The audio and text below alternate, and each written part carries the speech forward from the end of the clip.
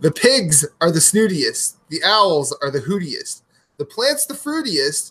The stars the shootiest. The grins are the funniest. The smiles the sunniest. Way back home.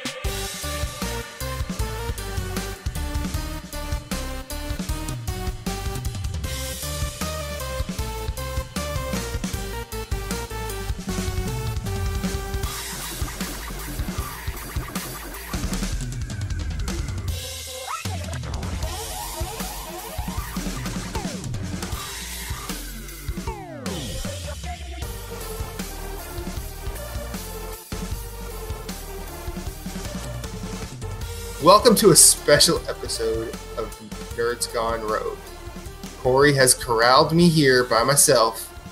He has said He said he promises this won't hurt a bit.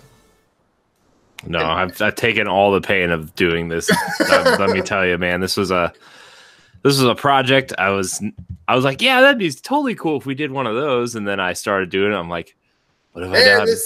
What have I taken a bite out of here? Well, since now this is a special episode. We are doing a best of because it's kind of our 3-year anniversary, Corey, since we became DNA, since we broke off from DNA. February. By the time this posts, it will be February 23rd is our anniversary of Nerds Gone Rogue spinning off from DNA. So 3 years it'll be. June 23rd, I want to say, was our very first episode. Yeah, because we waited till E3 to start. Yeah, we did. Like, our first episode went live the week after E3. So, yeah, man, it's 3.5 years total of us doing this, and boy. I read it. I was as I was doing this, right, I was researching stats, and the average podcast, somebody who starts a podcast, lasts 7 episodes. So you take that. Take that, statistics. Yeah, statistics. Chewed you up and spit you out. Yeah. Yeah. So, I mean, honestly, I didn't know where this would go, because I was listening to our very first episode of this, and I actually found episodes of the show we started doing before Nerds Gone Rogue that we tried to do like a year before, which you may hear samples of that show in this episode. I'm not gonna lie, I have to figure it out because they're only on SoundCloud, and I don't know how you download stuff off of SoundCloud. And I don't know what email address I use for that SoundCloud account. So I'm going to have to work some magic, but play your phone next to a microphone. you might hear clips from those episodes. And if I figure out how to rip them off of SoundCloud, I'm going to throw them up on the B-Sides feed because I think it would be really hilarious. Yeah, it was you, Todd, and I, right? Yeah. We did that lasted a hot 3 episodes. Yeah, it did. I wasn't even on one of them. Yeah. The third one was Todd and I. We went for a really long time. Yeah. And then he just said, "Yeah, I don't know if I could do this anymore." Yeah. Well, I think also his son his son was growing up and getting active. His wife was in school, so he needed to be there, and that I get that totally. Yeah. And I'm experiencing that now too. I mean, not Todd's kid was definitely older than my kid, but when you have a One kid, would say 11 years older. yeah. I mean, at the time he was like 4 or 5 years younger, but like, you learning that something that used to take you like 15 to 20 minutes now takes you like 4 hours to do. Yep. So, yeah, man, it's this show has grown with us, I think, and we were in very different spots in our lives when this show started too, by the way. We were. Yeah. So, I mean, I'm not going to go into all that here because we have multiple episodes that you can listen to. Yes. By the way, some would say, you know, we're on episode, as of this recording right here, we're on episode 131. Yeah. Some might say that's 130 too many, but you can still go back and listen to them. Well, actually, I mean, 131, and then those first three, so that's 134. Let me tell you how many things we've done for NGR, just NGR proper, not even the spinoff shows or the console shows or anything. Okay, before we do this, we're recording this on a Saturday night, and I don't have to work, so I am bringing back an old tradition. Nice. What do you got there? What do you got there? I've got Invasive 6. Ooh. From Tired Hands. So nice. It's actually it's a weirdly tasty double IPA. Nice. For it. Nice. Go ahead. So what have we done, and why have we done it? So we've done 131 proper episodes of Nerds Gone Rogue. We have 8 untitled or unnumbered fireside chats, which we actually started numbering them about halfway through them. So, but we have 8 unnumbered fireside chats. We have episode 0, which was we put it as the pilot. We started talking about E3, then I took a nap. Yeah, that was really funny because you napped for like an hour and a half of that episode. That first episode was 4 hours long. Yeah. I tell you what, that was a nightmare to go through, and that's when I decided that this was a bad decision. and yet we're here. Yeah, here we are. We have 16 proper B-sides, 3 unnumbered B-sides for community shows. We have 10 B-sides that are not proper podcast numbers. And then we have like 6 Game of the Year shows that are not numbered. So there's your stats for this podcast. Yep. Yeah, let me tell you, man. And then we decided to go off and do other podcasts because, you know, this show wasn't enough. Yep. It's never enough. Which, by the way, I'm starting to find out that this show might have just been enough. Or I don't know. I feel like the Platinum guys and Pow Block and Arsenal X, they all do their own thing. And they are their own flavor. None of it is all just, it's not just us doing this and only talking about one platform. Yeah. And I feel like they are all the better for it, and we are all the better for it. And I feel like it's a good team. It's a good team thing. Yeah. Yeah. I mean, I was talking to Jason earlier because we recorded Dark Side Junkies before we decided to do this thing. And this was the first show he's been back for like 3 weeks, you know, and yeah. You know, it's been weird. You took a break. I took a break. Moose, you know, straggled on in here around episode 53 or so. 33. Yeah. 33. Was it really that early? It was really that early. Wow. Yeah. Man. Interesting. But, you know, we've had a lot of interesting people on too, guests over the years, you know, Phoenix Overdrive and This is the Grind. John Blackmage Martin ranting about his PlayStation name for 10 minutes. Dude, that clip is way longer than it should have been, and it's hilarious. The whole thing.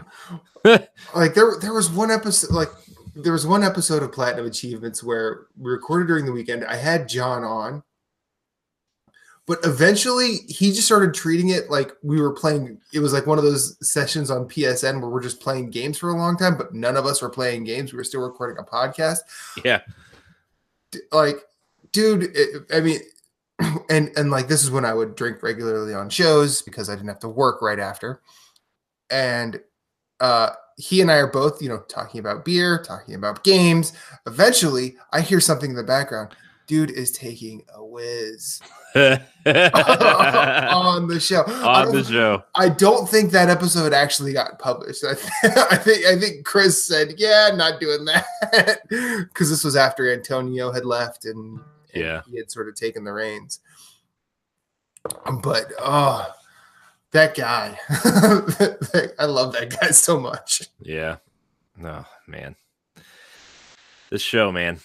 It's we've met, well, at least I've met a lot of people doing this show. I mean, to be honest with you, I think a lot of people that we've had on were your friends way before me, like what? I mean, not that like, I mean, you know what I mean? Like I didn't know Kenny. You brought Kenny. Yeah. Yeah. That's one. You brought Joey. Well, Joey doesn't count. Joey's my friend from Joey work. Counts. So. Joey counts. Why wouldn't Joey count? I don't know, because he's Joey. He's just smiling all the time. You brought Ed. I did not know Ed. I did not know Ed before this. I did not know Jesse Douglas before this. I guess you're right. So that's true. But yeah, man, I mean, I brought Moose. That's that's really all I did. You're welcome. and then Moose started dragging all of his friends in here. Yeah. Man, Moose is like your one friend that you invite to a party, and then he invites his friends in, and the party just gets way out of control. In the best way. Yeah. So I'm just kidding. I love Moose. We had a really good discussion about the division, by the way, earlier. It was a good time. That's cool. Yeah. I don't interact with the Platinum guys as much, I don't as much as I want to.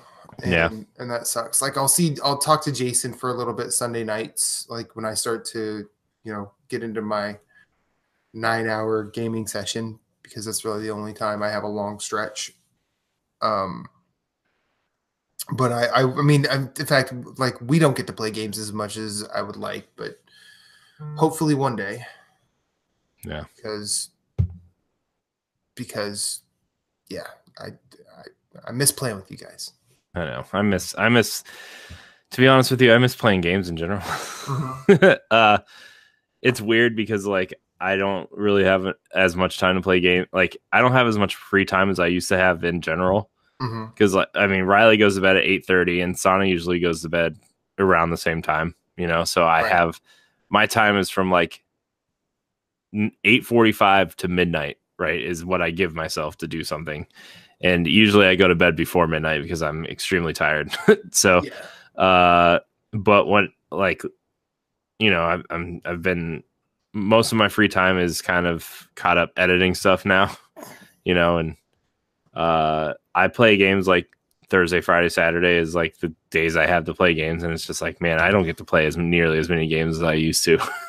Yeah. But I mean, to be honest with you, that's the beauty of this show, I think, is like it's not about that as much as I would like it to. I mean, it's not. Let me start over here. Magic of editing, everybody. It's not about keeping up with the latest games, which is what I really like about this show. It's just about us hanging out, talking about things, and it's good. That's why I think this show is unique, because we don't always have to keep up on things. I mean, how long has Moose been on? And he's been playing Bloodborne the whole time. So yep. Let's throw that out there. Moose still playing Bloodborne, everybody. I mean, I went for a good few months where I was just playing Spelunky every day till I beat it finally, and I'm still face deep into Hitman. I can't stop streaming that game. Yeah, dude, I watched one of your archive streams. It's a good time. Thanks, man. I'm just saying, it's a good time. I can't wait till we start License to Kill. Yeah, just saying, I can't wait. I'm working on the first couple of contracts for that right now. So yeah, so I need to give you some voiceover for that. It's gonna be a good time. Yeah, it'll be. I feel like it'll be. I feel like it'll be really fun, and I like the fact that Reba said she'd be down, and I mean, we just get random community members to read you voice lines. I'd take it. I'd take it if anybody wants to just send me an audio recording of a mission. Just message me. I'll give you the script. This is what you have to do. What's up, everybody? Welcome to the very first episode of the Nerds Unite podcast, or the new cast, is I think we'll be coining that term. I am Corey Dierig. I am part of the DNA network, but this is our new show where we like to bring in community members and probably semi-permanent hosts from these different communities and just talk games and nerd culture, whatever we want to talk about for an hour or so. Joining me today is Todd Oxtra from the Secret Friends Unite podcast and Matthew Keel from the Platinum Achievement podcast. What's up, fellas? Having a great time, man. Life is awesome. Yeah. Man, games. Too much to do. I know, Todd, you like to talk about games, and you don't get to do that a lot on your show. So Charlie has a hard time warming up to that Walking Dead game, I keep hearing. You know, baby steps. He did present a challenge this week, though. He's asking, he wanted to have a game for his wife to play with him co-op, so that was a challenge to us. So if you guys think of any good games on Xbox One or 360, you know, for novices, let me know. But I gave him a couple ideas, but I'm always welcome to hear more. Matt, how are you doing there? Doing well. I am now. Got a beer. It's great. The classic bottle opening from the Platinum Achievement podcast. Yes, I will do what I do regardless. I don't know. I'm kind of living the dream. I'm still kind of moving into my place, but at least my living room is somewhat habitable. And yeah, I'm slowly unpacking at whatever pace I decide. But I did have time to play Super Meat Boy today, and I'm excited to talk about that. And you're live, so that's a good thing, right? Oh, well, the obvious stuff. I'm alive. I'm breathing. I ate. No, you tell the tale of Meat Boy. Oh, I love Meat Boy. Meat Boy's one of, like, if I had to be pressed, it might be one of my 20 favorite games I've ever played. Really? Wow. Really? Wow. That's free this month, right? Yeah, I played that I still play, like, now I don't have to own my Xbox 360 anymore, because that was the only reason I still had it. It was because I still, every so often, will boot up Meat Boy and try and overcome that storm of just death. Oh, man. I'm excited to download it when I get there. It's really good on Vita if you have a Vita. Oh, I tried playing that game. It is frustration to a T. Mm-hmm. Yeah. Mm-hmm. Yeah. Oh. But I think I have an easier time with Meat Boy than Corey had with your son's Mario Maker. Yeah. I was oh my gosh, man. I did a Let's Play of your son's level. It killed me, literally, probably 50 times. I was like, okay, your son's what, 8 or 9? He is 9. I was like, okay, I'm going to throw him a bone here and play this Mario level, and I'm sure it'll take me about 5-10 minutes to complete. There's probably some area in there that's difficult. I boot up the level. There's flames everywhere. There's cannons shooting fireballs at me, and I haven't even moved yet. And I'm like, oh boy, this is bad. And like just 40 minutes later, I finally found the secret above the whole level. There's the helicopter helmet, and I found it and had to jump the platforms, and then that last one is like you have to have like this precise jump to get there, and it was bad. It was bad. We were cheering for you, Corey, the whole time. We were like, my son was so excited. He's like, oh, I can't believe he did that. It was great to watch, man. Like, honestly, Yeah. I put it on. I'm like, I kind of went into it. I went into watching you play it the same way you went into the level. I'm like, oh, I'll listen to Corey play this thing, and then I'm like doing my dishes, and I have my phone like next to me, and all of a sudden I hear you go, hello, and so I look over. I'm like, wait, what? I know, and like before I even realized the copter hat was up top, I was just focusing on getting through the flames and the cannon fire, and I'm like, okay, I got through that.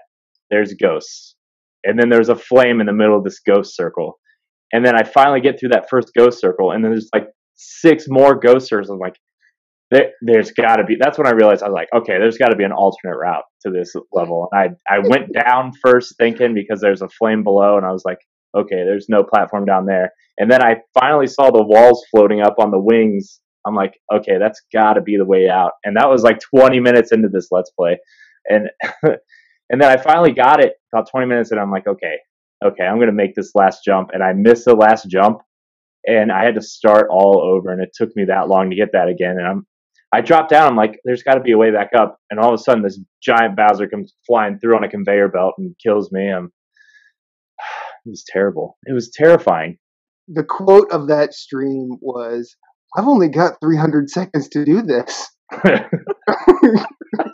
My favorite part was when you're like, "Why would you put that? Why would you put that in the middle of a bunch of ghosts?" Yeah. Who does that? My son. Oh my gosh, it was terrifying. Like your son and Koji Igarashi, because he like started his level off with Bowser. Like I've dove real deep into Mario Maker, and I've just tried to play as much of it as I can. But yeah, that game is awesome. Yeah, that game is so awesome. I was like, there's so much creativity in this one level, and there's probably millions of levels by now on here that this game is just like that was one of the most creative, hard, challenging levels. It wasn't necessarily like long or, you just had to be very precise and very patient and very logical of how you play Mario games, and you could get it. And that's what I love about that game, is that the creativity and the challenge kind of merge, and the intuitiveness of the creation tools is so good that, man, that game, I'm with you, Matt. That game is awesome. I encourage anybody who doesn't have a Wii U to go out and buy one, and just buy. If this is the one game you get for Wii U, do it. Like it's infinite Mario. It's infinite fun. And awesome. the best part is, it's like, a lot of the early responses to when the announcement and sort of the release, it seemed like they wanted to put it next to Little Big Planet. Now, I recognize that this game and the creation suite in Little Big Planet are very, very different. One is probably more robust than the other, but not everybody has time to unpack everything that the creation suite in Little Big Planet has to offer. Now, the levels that were created, some of them were downright masterpieces, and some of them broke Little Big Planet in ways that I never thought were possible. Yeah. But what I like about this is it's simplicity, but you get to mess with that simplicity in just the right ways. Like you drag something onto wherever you want to place it, and then you shake it, and it becomes a variant of that may not have existed in prior Mario games, but it doesn't matter because it exists here and it works under all those rules. And it's not there, and it's not it's not rocket science. Yeah, I agree. It's like, even my girlfriend, who doesn't play games at all, like the only game she'll play is, Mario Kart, or she'll play Threes or something on her phone. Or I did get her into Hitman Go a little bit on my iPad, but like, she doesn't play games. She's not a gamer. And I even got her into it, and she's like, "Oh, this is pretty neat." And I'm like, "Yeah." And I made a couple easy levels for her to play, and it was like, she was actually kind of into it. I'm like, okay, anybody can like get into this game and enjoy it. And I mean, that's what I love about Nintendo, too, as a whole. Yeah, I'm the contrarian though. I don't care for Mario 2D side scrollers. It's just not my thing anymore. I love Mario 2. If this had Mario 2 elements, I would love it, because that changed up Mario significantly. I have a prediction. It will come. I think they're going to do what they did with Mario Kart DLC. I think they're just going to show up and be like, "Yeah, you can make Mario 2 stuff now too." Yeah, or add in the Paper Mario aesthetic. Yeah, there you go. Turn sideways, and then or was it what was the last one on the Wii where you had depth of field? You could go sideways and different things like that. So basically, play with the characteristics. I haven't even touched Mario Maker. It's just not for me. To me, I think I've gotten so much 2D Mario in the last 5 years, considering how much we got previously, that I'm Mario'd out 2D. So, I mean, I love that creativity, but I loved Little Big Planet because they were making other types of games. It wasn't just side scrollers. They were doing crazy things. And one of the funniest thing I ever did with a bunch of buddies who don't play a lot of video games, we played a level in Little Big Planet 3 called Fart Rocket. Oh, Fart Rocket! That's great. It was the most hilarious thing because all it was a bunch of guys holding a rocket and it made fart noises. We laughed our butts off. Yeah, that's exactly what you're supposed to do.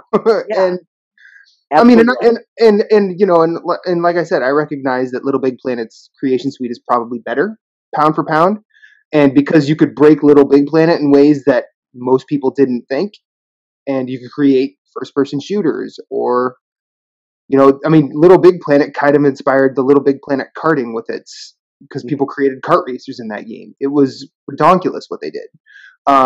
But like, as somebody who was always interested in that, but didn't have the time or maybe even the intelligence, I don't know, to figure that out, I look at Mario Maker and just the intuitiveness of it. It's just like, I have ideas for levels already. I just need to unlock the content for it. And hopefully I will be blowing Corey's mind eventually too.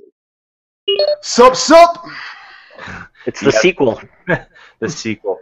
That means it's definitely worse than the first. Yeah, but then the third one might just be like awesome. See, or it'll have a bunch of Ewoks in it, which I think is cool. The sequel police is coming to get us. Like, maybe there's sirens in the back. This is the Godfather 2 of podcasts. Oh boy. Oh, okay. Well, at least it's a good sequel. Mm-hmm. At least it's a good one. Man. Not Temple of Doom good, but Godfather 2's good. Not what is it? Legend of the Ooze, or what was the Teenage Mutant Ninja Turtle sequel? Secret of the Ooze? Don't go there. Secret of the Ooze. That's what it was. Please. We have no ninja rap song. Stop. No Vanilla Ice at the end of this one. Please no. Dang Don't it. make me do it. I'm fighting an urge here. I was just about to start singing it. Don't do it. Don't do it. Speaking of dances, I bought myself a Carlton dance in Destiny today. Nice. What's the unofficial name for it, or the official name? It's like the excited dance. It's the it's the Gnarl Talk, isn't it? No, crap, I forget what it's called. It's like the eccentric dance or something. I don't remember. Is it the Fresh Prince of El Bear? No. Sorry, Matt. But I'm that was better at naming stuff than they are. No, I just made you angry, didn't I? Are you sure?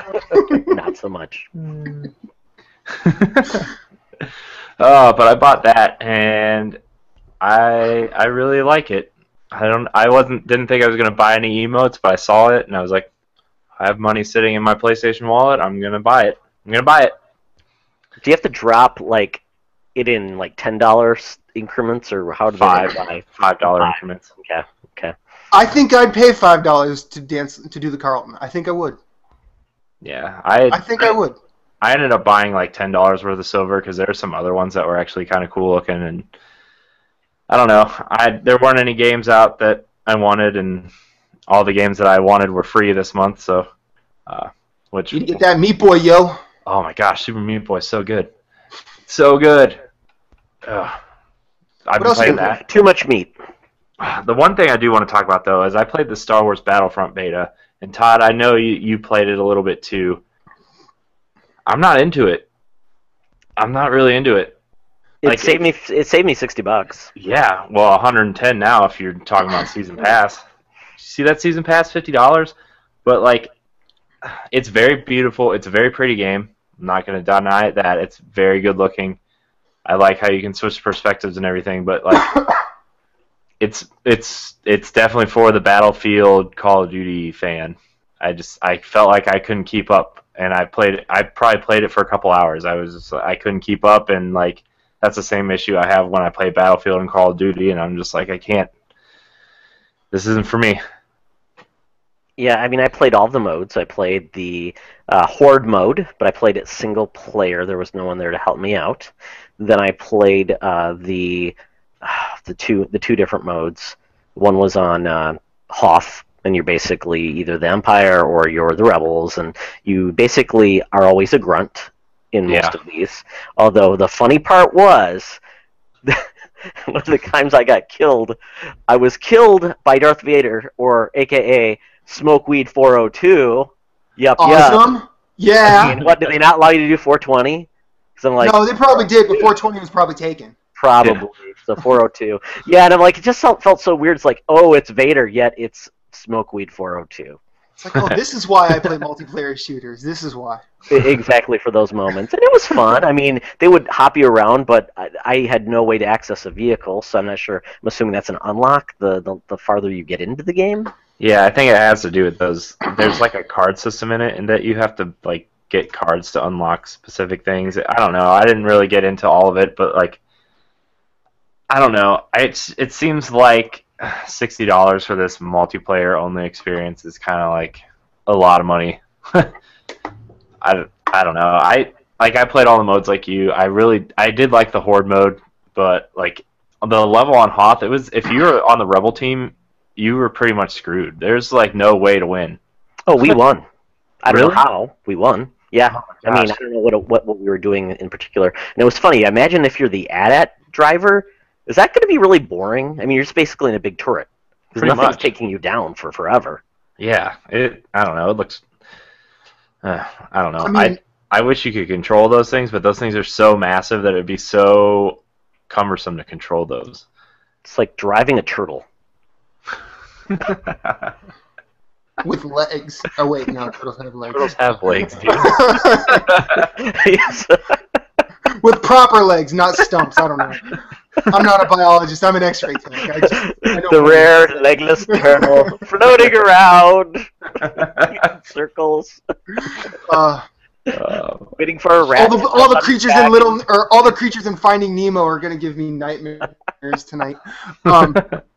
No, I played Battlefront. I was only able to get into 1, maybe 2 games, and what I enjoyed it mechanically, but I immediately was thrust into, this is why I don't like betas.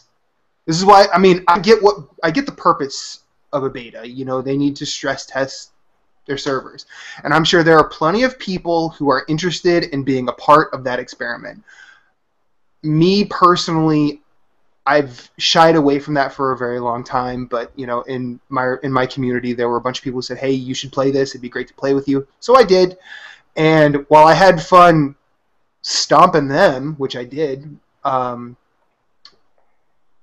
realized that I still don't know what this game is. It's not giving you a lot. Now, I recognize that there's not going to be any story. There's not going to be any. There's not a campaign, right?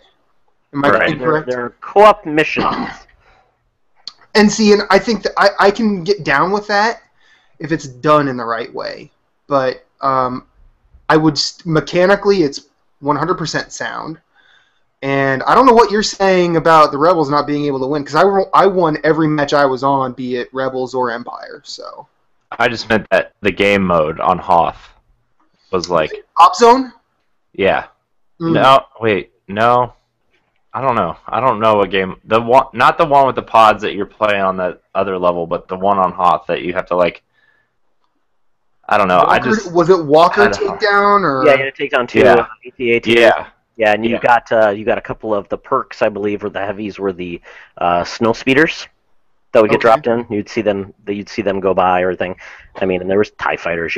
You could see people flying TIE fighters. So I thought the game was beautiful. I mean, it looks beautiful. Oh, yeah. Plays great. I mean, they had everything down. The sound is fantastic. But yeah, just to me, there's no hook. I don't know if there's going to be like, because I mean, it's compare this to like Destiny, I guess, maybe like that. There's no like raid, or maybe they will build a raid. I mean, maybe, or the level was like a raid, but there didn't seem to be many mechanics to it. It was just, control some turrets, take out some guys, and do this. So it didn't seem very complicated.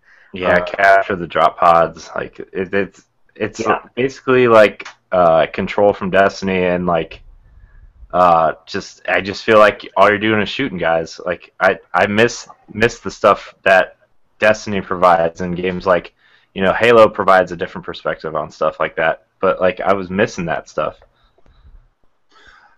I mean, I kind of had an intuition about it, like it would be a multiplayer Helldivers. And Chris Hare on my podcast hates it when I mention that game, so I'm glad to mention it here. But I kind of feel like that after playing the very little of Battlefront that I did, I also think that that kind of makes it less fun.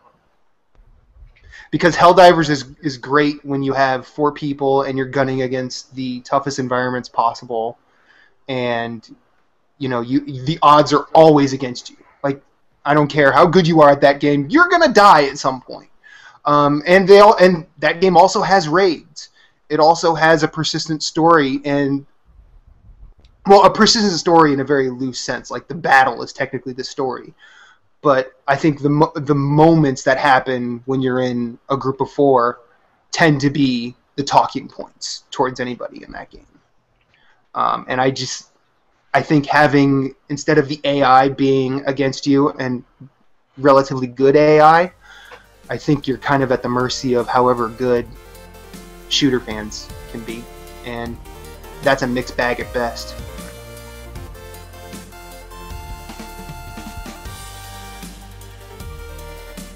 Hey NGR crew, it's me, Todd Oxtra.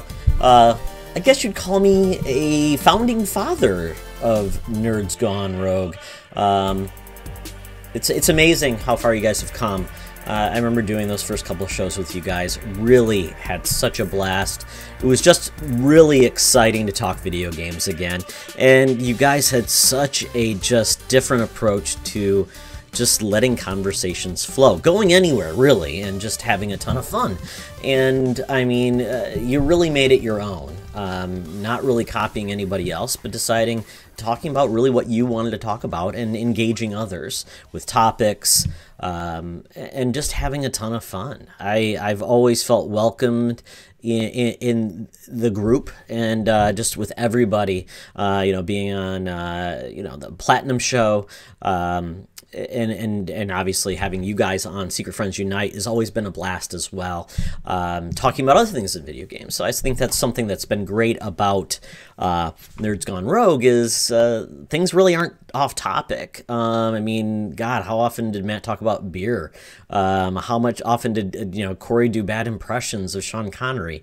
Or Moose just get upset about some things and people not really liking Bloodborne that much, or not liking PlayStation as much as Xbox. So, but you guys were always welcoming and really embraced every guest you had, and it was always about the fun.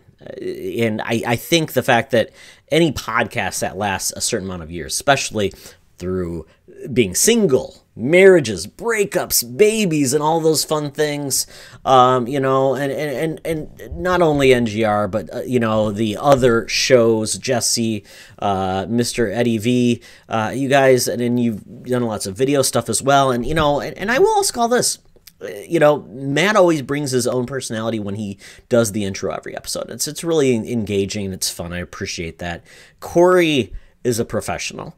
With what you bring to the table in regards to your skills with editing and just, your creativity and the way you deliver the way the show's presented. It's phenomenal. You guys do so much. And Moose, you just bring the mooseness to the show.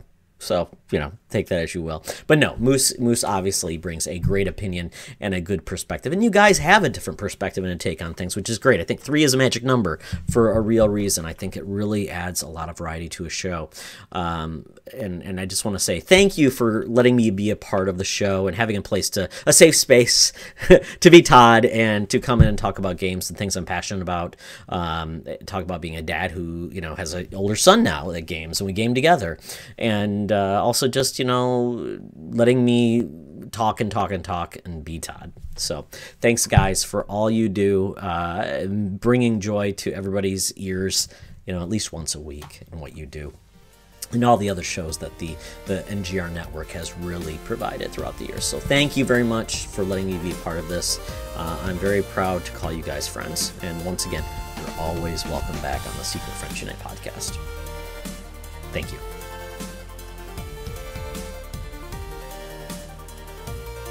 I remember like when I was in my mid-teens, when like AOL came out and the chat rooms became a thing, and you know, my parents were worried about me meeting weird people on the internet, and doing this, like you and Moose and right below that, like Phillips and Gideon and, you know, everybody that we've had on the show, everybody that I've podcasted with, you've all been my favorite weird people on the internet that I've ever met. And I wouldn't trade that for anything. Like, yeah. I mean, when you and I, like Reba, when you came to Philly and we actually met in person for the first time, like Reba said that she and Sana were talking about us, like interacting, and they're like, oh, they look so adorable. They don't know how to. I don't know how to talk to you without a screen in front of me. Yeah, but then like literally we sat down. We went to Sonny's, had cheesesteaks, and about. I was looking through my Instagram, by the way, the other day, and you took that picture of me and Sana, and I just looked like miserably happy of how full I was. Yeah, you were mid-chew. It was great. But see, the funny thing is, like, I had a similar experience when I met Moose for the first time. I'll get to that in a second. When we had parted ways for the day, like even Reba had said, like, it's clear you guys are needed to be friends, because there was no barrier, there was no needing to get to know each other, and I think there's some inherent like knowledge of that on my end, at least, because I remember when we decided to play Destiny together, or you invited me to play Destiny, and I fell asleep playing Destiny. Yeah, that was a good time. we beat Crota without you, so yeah. thanks. No, thanks for playing. I got a trophy.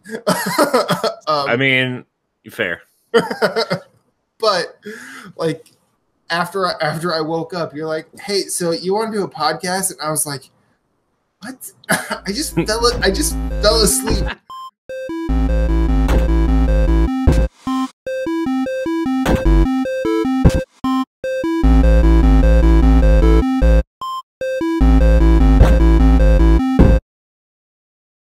Welcome to Nerds Gone Rogue, DNA's community podcast where we bring friends in to talk about games and such. I'm one of your hosts, Corey Derrick, and alongside me is my new permanent co-host for this community ride, Shaniqua himself, Matthew Keel. Oh, I'm never going to be able to shake that. Matt, I'm so glad you're here. I'm so glad to be here, Corey. How are you? I'm good. I'm well. Good. It's been Good. We tried to do this before, like a long time ago. I think we've tried this particular idea. Like, I think this is our 18th time. Yeah. I think. Let's see. The last episode that we did of the other show that we tried to do with Todd was like, I don't know, 7 or 8 months ago, and we've been trying to kick this idea off. It was like October, since. I think. Yeah. So it feels good, and I'm happy we're doing it again. Yeah, and like honestly, this is gonna keep going. We're just gonna keep going. We're just gonna keep doing it. If it's just you and us talking about our feelings, let's just do it. Yeah, fireside chat with Shaniqua. Yeah. God, why did I do that? Okay. Anyway, we have two smarter individuals than you or I. Let's introduce them. That's absolutely true. That's why we bring on people, Matt, is because they're a lot smarter than us. We need people to make us look good. It's also true. Joining us this week are some of our friends from the community, people who love games just as much or maybe even more than we do. First off, the man who's always got the opinion, the Nintendo guru himself, Edward Varnell, and the PlayStation superfan and fellow Guardian, the Force from up north, Adam McGill. Howdy. I'm so glad you guys are here. Hello, everybody. How is it going? Ubisoft was ridiculous. They start out with a whole bunch of animals and weirdly dressed people dancing. Yeah, that Just Dance demo. But this is not new for them, though, right? It's not new. That's why I love them. Yeah. But you basically have to drop acid for it to make sense. That opening, the only way you could do that is if you're on a hallucinogenic of some kind. So it's basically a kind of an advert for Just Dance 2017. Fine. Well, okay. Then Aisha Tyler comes out, makes fun of that and the fact that she's still there after 5 years, and then we start getting games. They start with what they ended last year with, Ghost Recon Wildlands. That game was awesome. That game is The Division in the summertime. That's all it is. Well, it's the Division, but instead of an outbreak, there's a drug cartel. And then we get South Park: The Fractured Butthole. I love saying that name. And South Park: The Stick of Truth was freaking great. Awesome game. Awesome. And the fact that you can get this... Stop, Ed. Stop. I just don't know what you're talking about. I have it on PS3. And then the fact that you can get it for PS4, if you pre-order it, double awesome. Actually, you don't even have to pre-order it. Like, that offer lasts through March 31st, 2017. Like, you don't even have to pre-order it. If you buy it... That's so... See, you're making my argument for me. So, and then we get the Division Underground, which, if it had skateboards, I'd be interested. And then we get the Survival DLC for... Is that Division as well? Yeah. Yeah, it is. Okay. And then we get Eagle Flight VR, which was something at last year's conference that looked beautiful. Now they tried to make it a game, which is, your eagles capturing the flag, which is a rabbit. You have to drop that off, and that's how you score points. And I'll let the cat out of the bag. It looked real dumb. No dumber than the next VR game. Well, no, whoa. I'm not a Star Trek fan, but I have a feeling that if I were to put on VR goggles and all of a sudden I'm on the Enterprise bridge, might be a cool thing. With the Star Trek VR thing. For Honor was something at last year's conference that intrigued the heck out of me. It continued to do so this year. Grow Up, which is more Grow Home, that was pretty divisive among gamers and critics alike. I look at the art style, I'm kind of into it.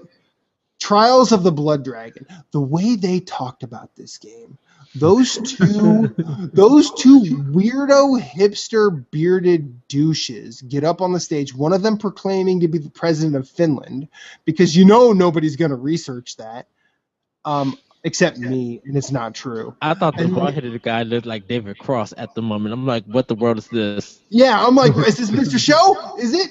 No, it's not. It's just two idiots talking about trials and hallucinogenics, which is a theme for Watch Dogs, or which is a theme for Ubisoft.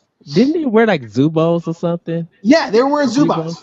Okay. Yeah, it was cray. Goodness, I'm telling my age. And they were wearing complete, $3.99 knockoff Ray-Bans, because why wouldn't you? Then we get Watch Dogs 2. The movie. No, the Assassin's Creed movie. And they talked about that. They talked about that. Let's just skip over that, because can all four of us agree on something? Video game movies are terrible. They are terrible. All of them, yeah. Yeah, that Kombat was good.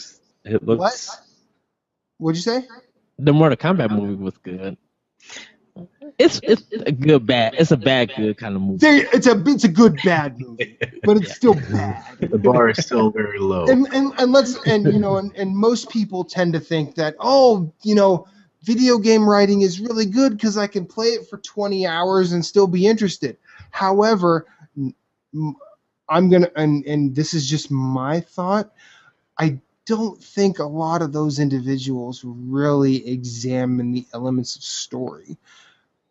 while we could talk about Last of Us or Shadow of the Colossus or even some of the Legend of Zelda games that have kind of gotten it right, it's still well below a good narrative standard. Mm-hmm. I'm not really going to go further into it because it could incur the wrath of an audience, and I don't want to do that just yet.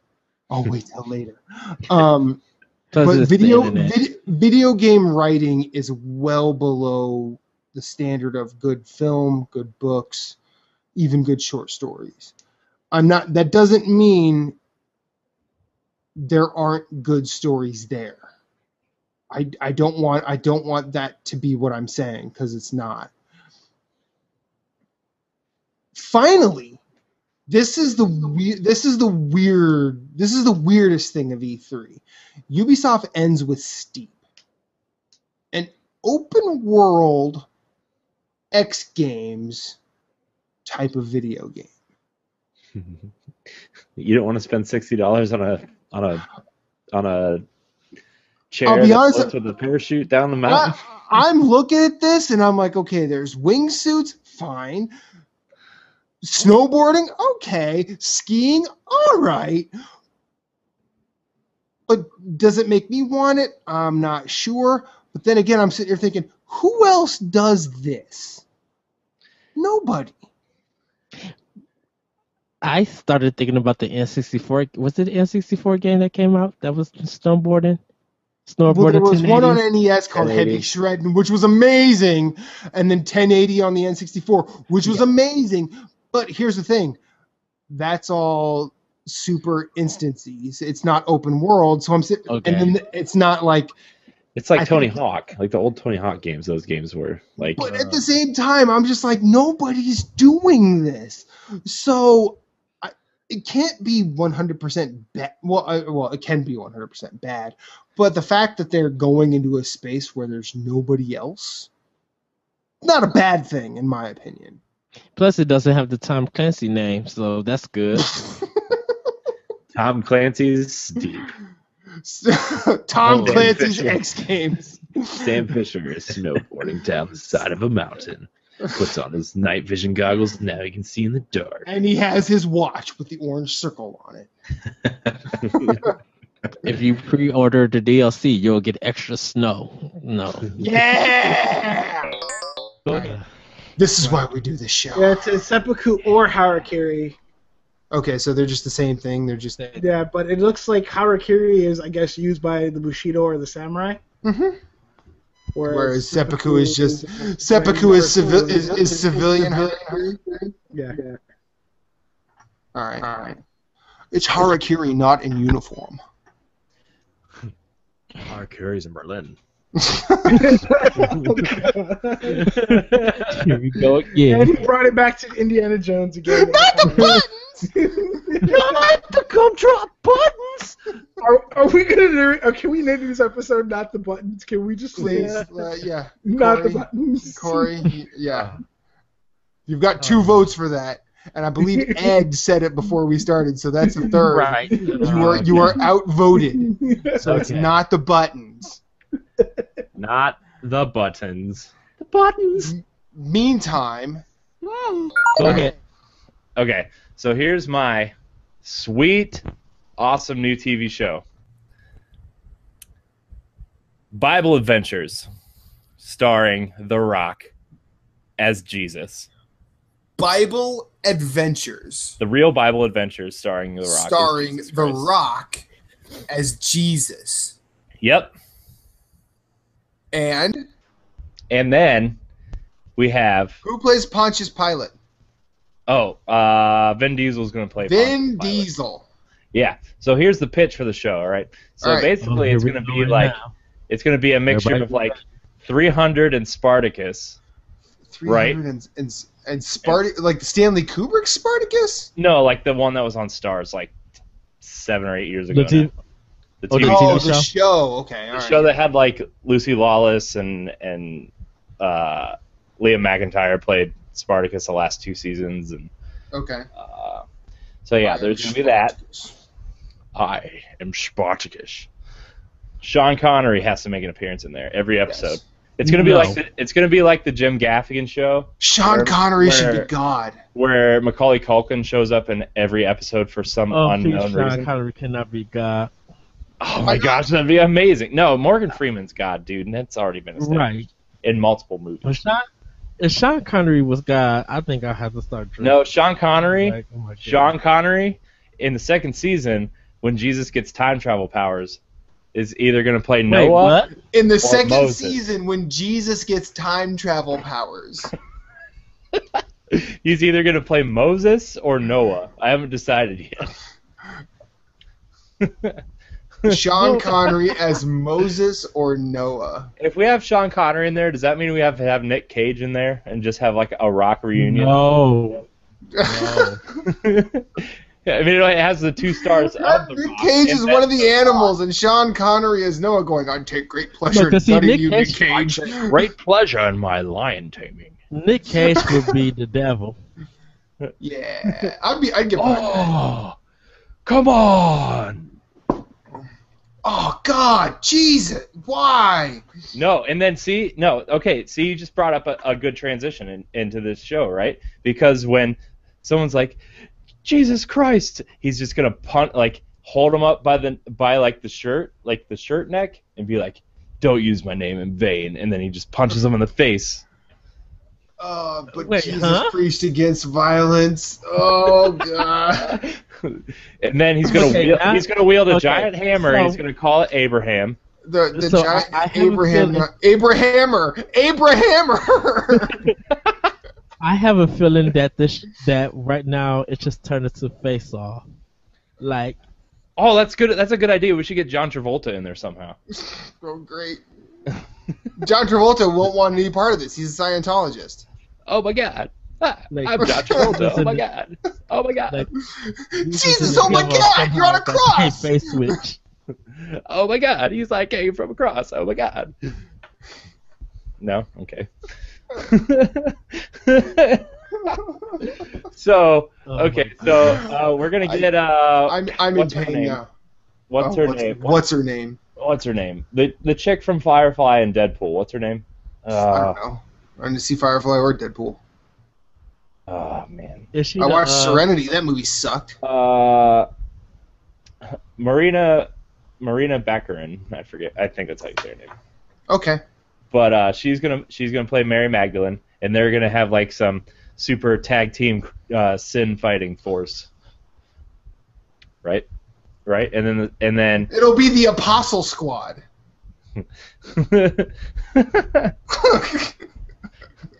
This ties into your cinematic universe right here. It does. Okay, yeah. So you know how Iron Man got pretty much got 2 movies before the cinematic universe. Today, Earth. Next season, Olympus. We're coming for you, Zeus. Yeah, and we're gonna introduce Zeus, and then we're gonna introduce like the Islamic religion. We're gonna introduce Muhammad. Oh, no, whoa. And then we're gonna introduce. You know what happens when you invoke Muhammad, dude? Don't do that. Well, no. See, you know how you can never show his face? Yeah. He's just always gonna have his back to the camera. That's how it's gonna work. It's gonna be like Wilson from Home Improvement. I feel like you've crossed a line now. I have. Okay. I mean, maybe not, but like I don't want anybody to get hurt. And I don't want to offend anybody that kind of way. Everybody else has been offended with the way that you're treating the characters in the Bible in the first place. I mean, here's I was baptized Catholic. I'm not offended by any of this because I can laugh at it. Here's how we fix that then. You know how we never show Muhammad on camera? He's just always on vacation. And there'll just be a throwaway line that he's like on vacation or like somewhere else. That'd be good. Yeah. That's kind of creative. Yeah. Yeah. Or just make it some kind of person named Muhammad. Like everybody keeps thinking that he is the Muhammad, and then when you do show his face, it's actually just some kid or something from the block or from a bodega or something. We could make it Muhammad Ali. Could do that. But we gotta get Will Smith to play him again. It's one of the only good jobs of acting he's done, so I'd allow it. See, now we have to start casting like the apostles and in West Philadelphia, born and raised. In a small little town of Bethlehem, born and raised. Whoa, here we go. You're trying to do the theme song by ripping off the Fresh Prince of Bel-Air to your Real Bible Adventure starring The Rock as Jesus?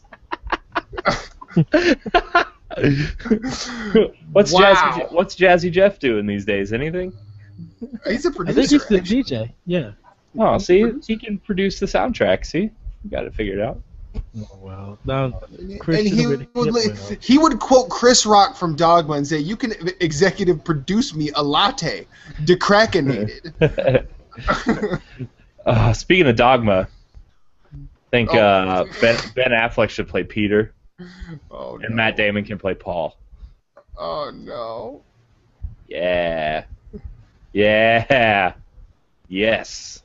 Nailed and then it. Squeak from Basketball can play Judas, right? Yep. Awesome. Or like the creepy guy from The Matrix. Which creepy guy from The Matrix? The guy that turns on him, the bald guy. Forget Mr. Smith? No, not Mr. Smith. The bald guy with like the soul patch. Morpheus?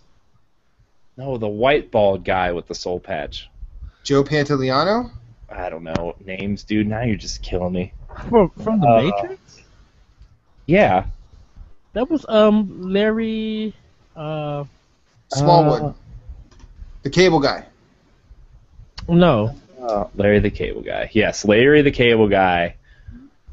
He was like, "Come on, Neo, get her done." He played the dad in Boys in the Hood. Lawrence Fishburne. Lawrence Fishburne. Cypher. That's the guy Morpheus. Cypher can play Judas. Who's Cypher?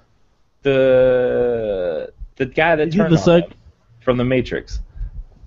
That Joe Pantoliano guy. Joe Pantoliano, okay. Yeah, that guy. Oh, okay. He's a good actor.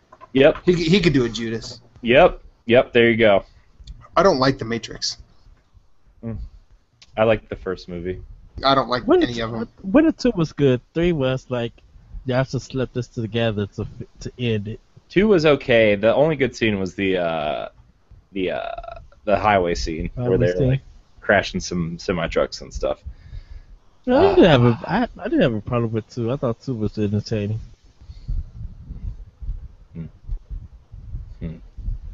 Anyways, back to my show. So, in season 2, because the show is going to be such a big hit, Jesus is going to get time travel powers, and he's going to go back to Noah and the Ark. He's going to Assassin's Creed this. And then they're going to have a sweet ship battle, and Sean Connery is going to play Noah. Why not have Johnny Depp play Noah? He's got all that pirate experience. Because you want to go watch Johnny Depp play a character, go watch all 9,000 of his other movies. I want Sean Connery driving the boat, and I want them like putting animals on catapults to launch them onto other ships. Wow, you're even offending PETA now.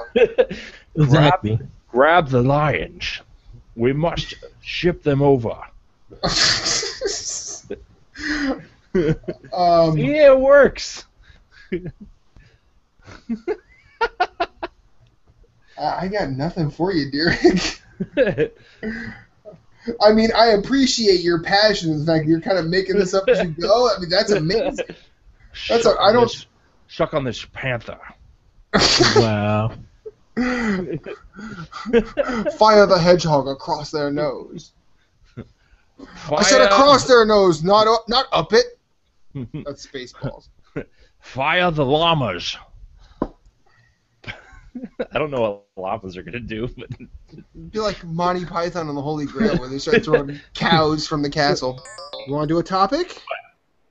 Yeah. Should I go with the topic that we discussed, or should I come up with something more interesting? Yeah. What did you do? Your topic.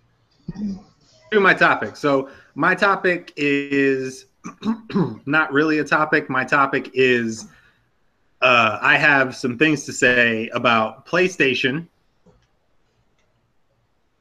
specifically not letting you change your damn PSN name. How long has it been? Hang on. What? I want to build a soapbox so you can stand on it. All right, yeah. Well, no, this isn't going to take long. It's just going to be very direct. But seriously, the things that you announce and don't announce, the one thing that you can't just announce is, hey, we're going to charge. This is the only thing that they... Huh? It's the one thing that everybody wants to do. Like, that's the only reason why my name across everything is Rogue Spartan 4, because I'm so anal about everything being the same. It's the one thing that they could come out and say, hey, here's to charge you. They could literally say $10 to $20. We're going to charge you to change your name. And people would be like, yeah, that's the one thing that you could be like, we're about to charge you more money and you're going to get applause for it. Here's my money. Take it. Yeah.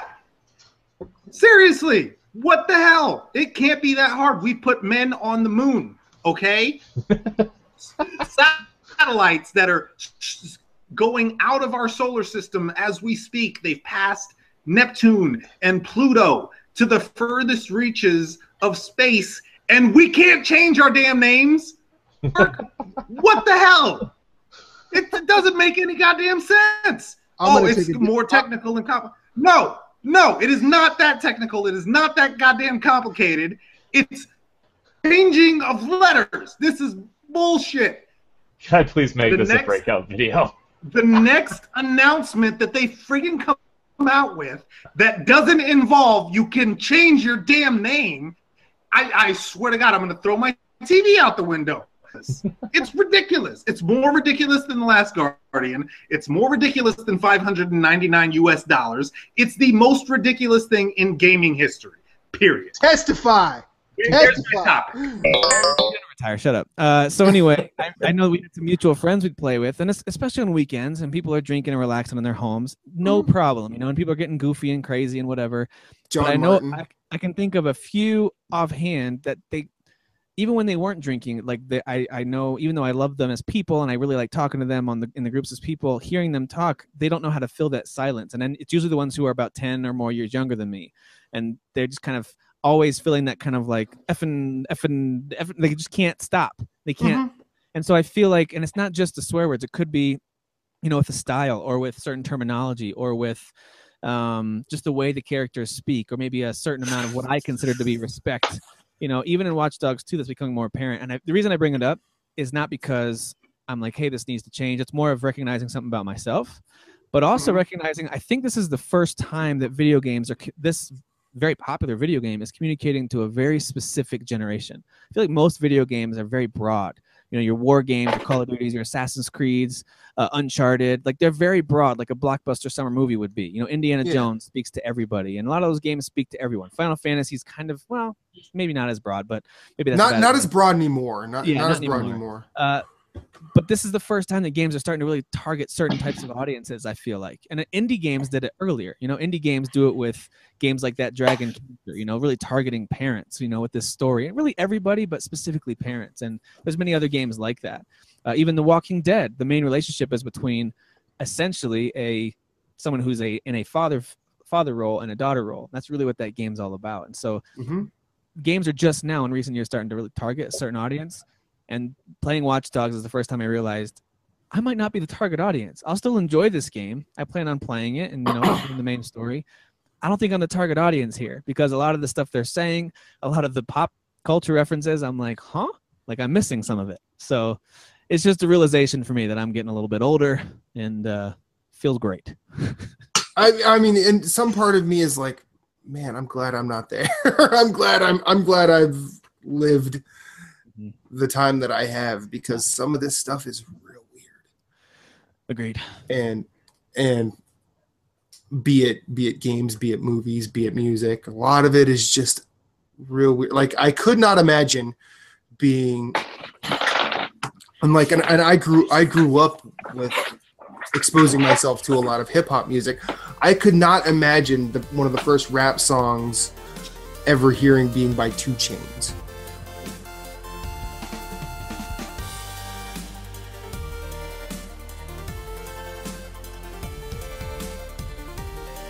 We're like the odd couple. But we're in this together, whether we like it or not. It's true. Moose, you're welcome. Oh, geez. Matt, why don't we get into some of these listener letter things? People, yeah, for some reason like to send us things, so I guess we'll read them. Don't be like that. Like they send us things, so we have to read them. You literally said that on the last episode we recorded. Like, no, we're going to do this because they took the time. We should take the time. So I think I can certifiably call Megan Green the patient zero of Nerds Gone Rogue. She's been here longer than I have. That's so true. I don't know about longer than you, but I know she's been here longer than I have. So like that basically gives her. Dude, her first question was with DNA when Dan and I were still doing the show together. Yeah. That tells you how long. I think the first episode I ever listened to DNA, like you're like, Megan Green keeps writing in. So we got to answer it. So here's what Megan has to say. I've been following Nerds Gone Rogue since before they existed. DNA and NGR have been a staple in my life since 2015. I've gone through my share of ups and downs in the last few years, but one of the things that has gotten me through has been the shows Nerds Gone Rogue provides. I know it seems minor and insignificant for you guys to just hang out and talk about games and music and whatever, but it means a lot to the people who listen every week. You never know how a 90-minute or so distraction can keep someone afloat on a bad day. Love you all and thank you. So she only pays attention for 90 minutes, huh? No. Longer than I pay attention.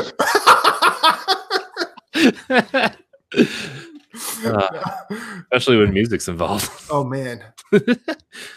Like every so often I'll just to let you under the hood, I'll say, "Hey Moose, let's talk about music tonight." And we'll see how long Corey lasts. So some of those zone outs for you are premeditated.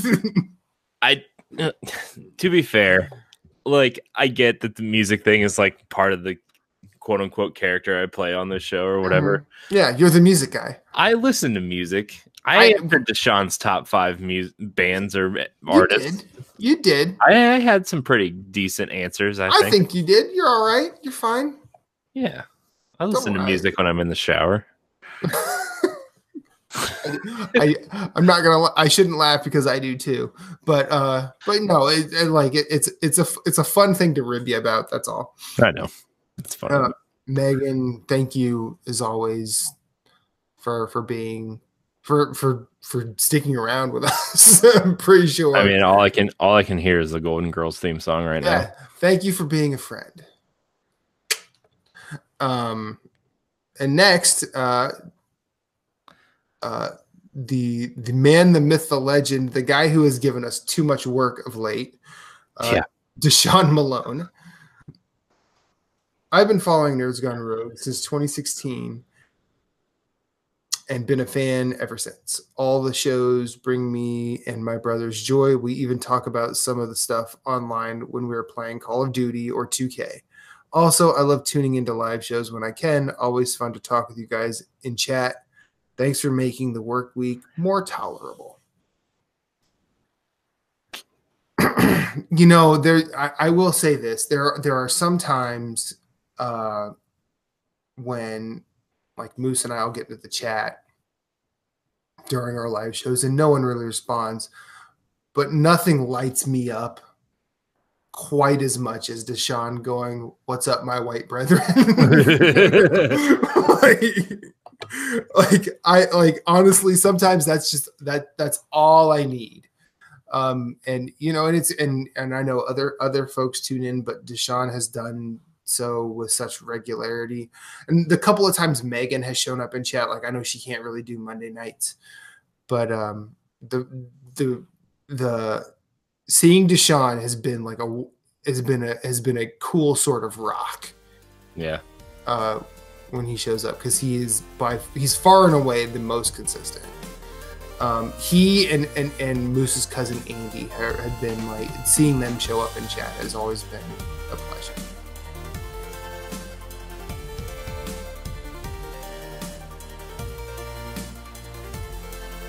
Yeah, and I don't think it's a good idea. You should not play those games together. I mean, and that's why I chose not to. Yeah, the visuals are obviously far different. Not saying that Zelda's is bad, but I will say with Zelda, it does have pop-in issues. It does have some things that are just kind of like I'm just walking across some steps, and as I'm walking to the steps, it's filling in the textures, which to me is that's kind of iffy. But it's a beautiful game. Let me tell you about Horizon and the lip syncing issues. Oh, jeez.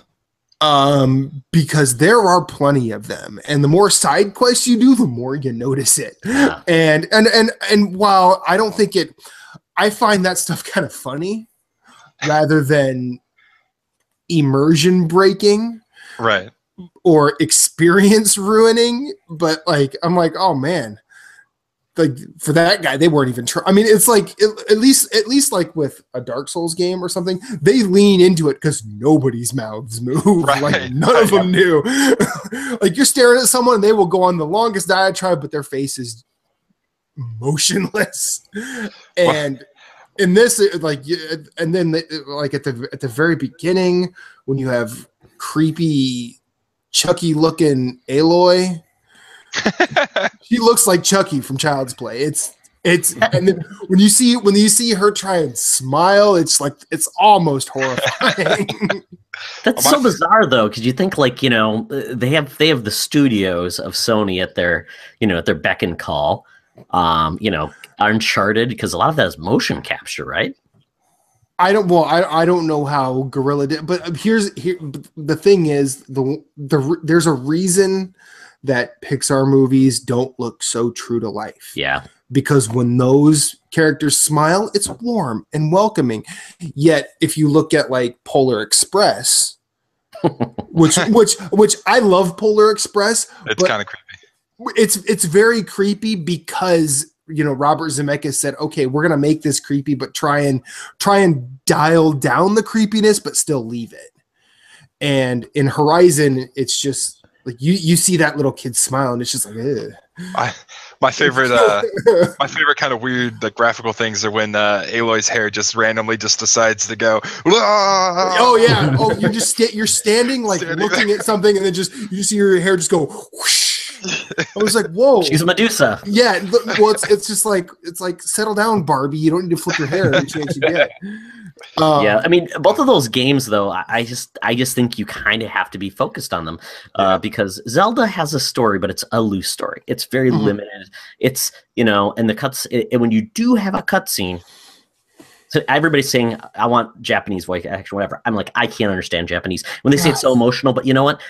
I can sound emotional too, but I can be a horrible actor. And so I just, it's like a lot of Japanese are like, oh, ah, woo. I'm like, that's not good acting though. But he said a lot of stuff. See, like I read a lot of that stuff for fun, right? And then a lot of the stuff that he was saying. So he was talking about half floats, for example. And a lot of people misquoted him and thought he was saying that the PS4 Pro is an 8.4 teraflop GPU. That's not what he was saying at all. But he's a nice guy. I like him.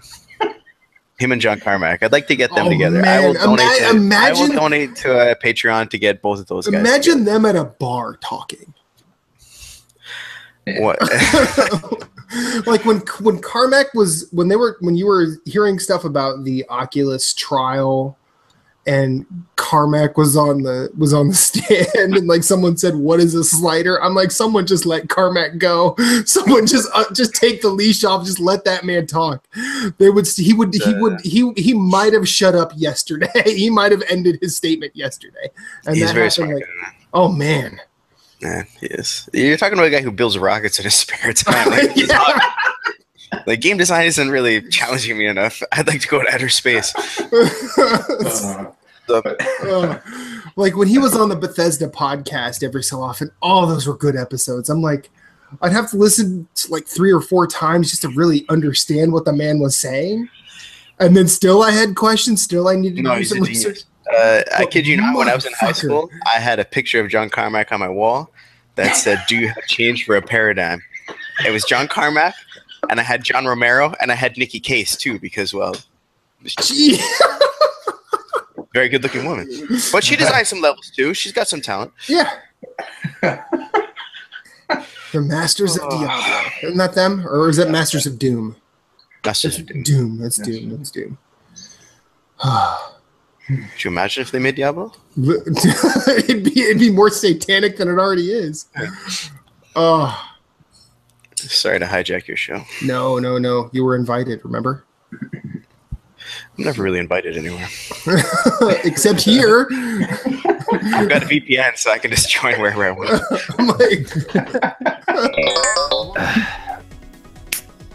I'm being Matt today. I'm being Matt today. How do I not have funk? You have funk, it's just not beer. Oh, Moose, how are you, sir? Oh. Makes me so sad. I'm good. But Corey, how you doing, man? Good. Dude, Matt bought me some beer and told me I had to drink it or he's gonna fire me. So I said, he was just gonna take over everything. He's just gonna take over. But you don't have any power. I'm like, I know, but you have to let me believe this. Oh, my auto tune, is it working right? It sounded like your microphone was farting. That could. I mean, that very well could be. It could have also been you. I don't know. Not there. I've had some sneakers. Did you try it, Corey? What'd you think? I did. I actually drank the other one the other day. Oh, okay. And it's pretty tasty. I'm not gonna lie to you. It's pretty good. I'm excited to drink the rest. Yeah. So Matt bought me a bunch of beer, and I don't know what any of it is or how good or bad any of it is, but I'm gonna try it. I'm sure one of them probably tastes like complete butt. And he's just going to laugh when I tell him, and he's just going to make fun of me. No, actually, I didn't do that. I got you a funky 6-pack. That's all I did. I got you 2 Citrus, 2 Silent Disco, I believe, a Mumble, and a Squishy. We went to Atlantic City afterwards with her family, and it was a good time. We went to the casino and won $30. Nice. It's pretty exciting. We spent 20 and won 30, so that was exciting. And then we swung around and met Matt in Philadelphia, and we had the best cheesesteak I've ever had in my life. Oh, whiz and onions. I need more. I'm coming back for more. Yeah. Oh my gosh, it was so good. Moose spent like 6 months telling me I was out of my mind. I was trolling Phillips, man. He's like, "Why the fuck are you eating that garbage?" I'm like, "Have you tried it?" He's like, "No." I go, "Don't knock it." And then when we get there, he's like, "No, I'm not getting it. I'm not getting it." His wife goes, "I think I want one." And then he's like, "Well, I guess I better." Exactly. Well, so like growing up in my part of Pennsylvania, which was Allentown, which is like 50 miles north of where Matt is. Yeah. In Philly. And we, like my family, I grew up quote unquote eating like pizza steaks, which is where you put marinara sauce on your cheesesteak, and that's how we ate our cheesesteaks. So like which is not a pizza at all. No. Like they call it, like down here they call them pizza steaks, cheesesteaks, and I'm like, y'all are fucking idiots. But anyways, it's true. So that's the way I grew up with it. So like as soon as he said whiz and onions, I'm just like, no, you don't eat.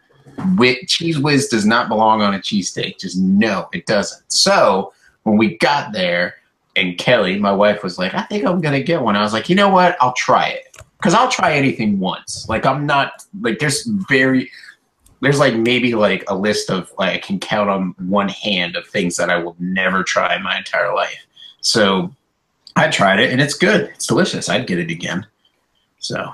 But anyways, I'm glad you enjoyed it, Corey. Those onion rings and that hot sauce. Oh my gosh. It was so good. It was this week was a really good week in food.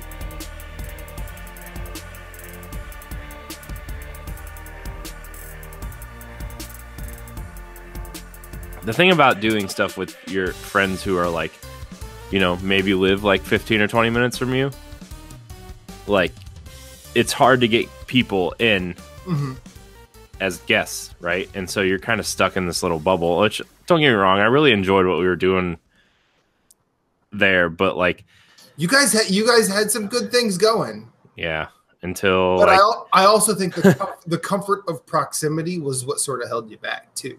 Yeah, and I think that's kind of what I'm getting at. And like, we started doing so much, and like, I think I think people were just getting frustrated with it. Like, we're kind of stuck, and we weren't doing enough movie stuff for Cameron, and Joey lived really far away and was working weird hours, and Brian was kind of like disinterested after like Destiny kind of died down for a while, and like, not to any fault of anybody's. I'm not trying to like blame people, that's not where I'm going, but like, people just lost interest and we kind of like disbanded. But before that, I thought the cool idea would to have like, why don't we have an online community show? And that's where like this show came from, right? Was like, okay, this is going to be our online community show where like, we're going to have someone from the community kind of be a co-host, and then we'll have new guests every week from different shows, and kind of help them promote their show while we do our own thing over here on the side and whatever. Right. And so then like, that was like a really tough time for me too.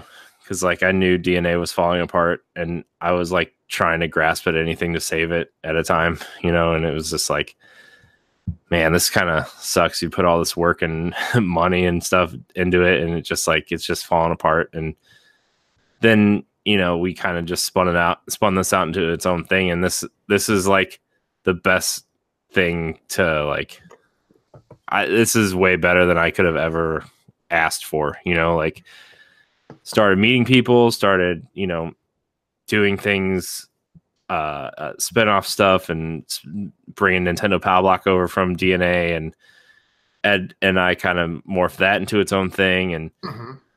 And then, about what, I guess 50 something episodes in, we decided like, we need something for Xbox and PlayStation, because, our Nintendo channels, or our show is like, it's bigger, but like, I bet if we got the PlayStation and Xbox fans in here too, like, we could do something. So we did pilot stuff, and that's kind of how Nerds Gone Platinum was born, right? It's like Ed and I did the pilot episode, and then,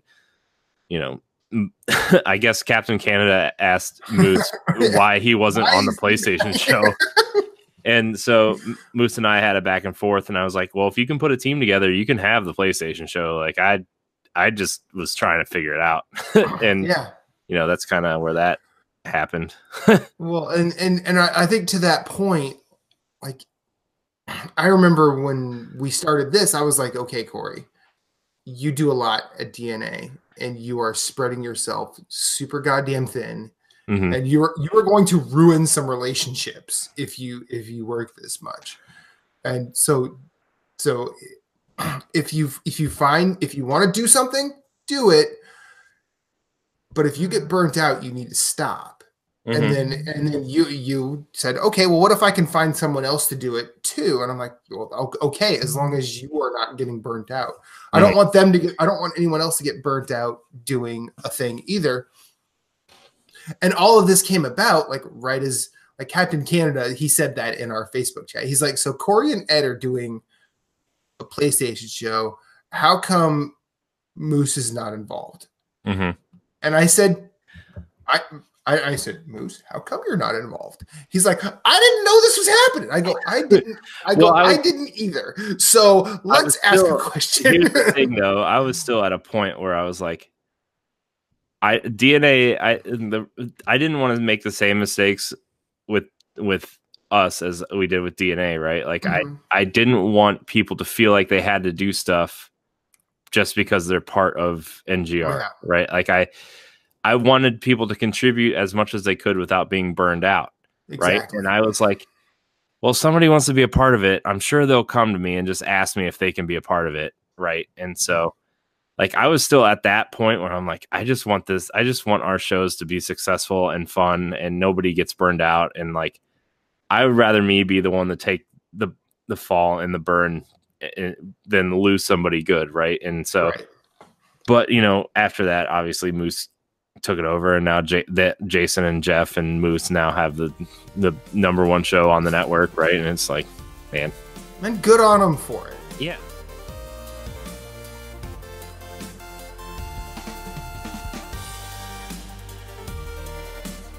So, Jason, Moose, what's up? What's this Terraria thing you guys have happening? So, it all started in a galaxy far, far. Okay, don't get us copyright infringement, Jason. Yeah. So me and Moose decided to do a challenge every month. Oh, before you start. Sorry. Yeah. There you go. Yeah, we're on a delay. Don't worry.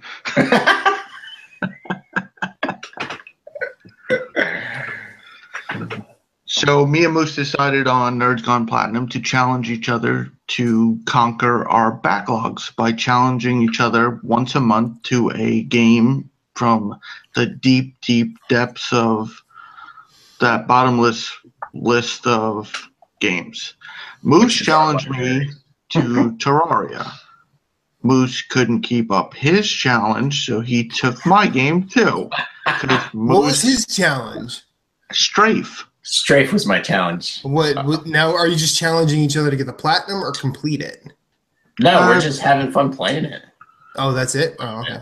Yeah. Well, I mean, we are going to get the platinum, but it's gonna take a while. Terraria, like I need to. I think I have like 3 trophies to get in that for the platinum, and it's like it says 10 hours to 300 hours, depending on whether you boost it or whether you know, like what you do to get that. So there's. Well, I know when it first launched, it had like this weird. It had this weird thing you could duplicate everything to get the trophy, but I patched it before I could figure that out. Yeah, or they patched it. Yeah. No. I had the patches down because like if it's on Vita, you could just not download the patches. But moron. So yeah. But anyway, continue, Jason. I apologize. So we've both been playing that nonstop. Basically, that's all we've been playing. I haven't really played anything else. Okay. It's quite addicting. It is, for such a simple concept. It has a lot of depth. I'm loving it. I mean, I'll probably be playing this for months because that 10 to 200 hour range, I'm thinking it's closer to 200 hours.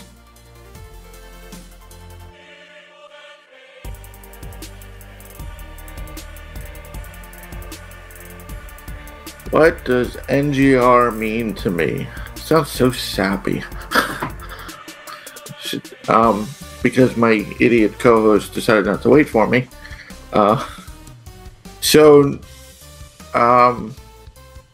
had no desire to podcast, but I never thought I would podcast. Started listening to P.S. I Love You and Beyond. It was something to do on my commute, and then somehow or another, I met Jeff through one of the Facebook groups, and we actually played the Ghost Recon Wildlands beta together. He already knew Moose. Moose joined, and then we all started gaming regularly together.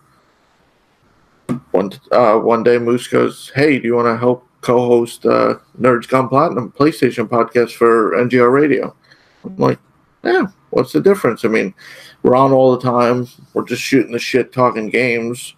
Why not record it? We can make a podcast. How hard could it be? And now we're 85 episodes in, over almost a year and a half at this point.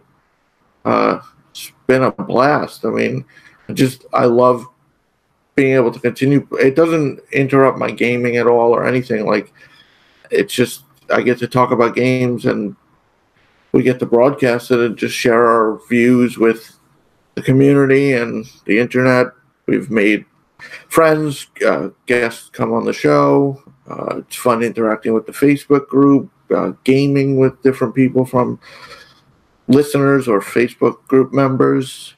It's a lot of fun. It's the best part is it doesn't feel like work. It's just something I enjoy doing, and I know the guys enjoy doing, and it's really great, and I hope we continue for quite a while.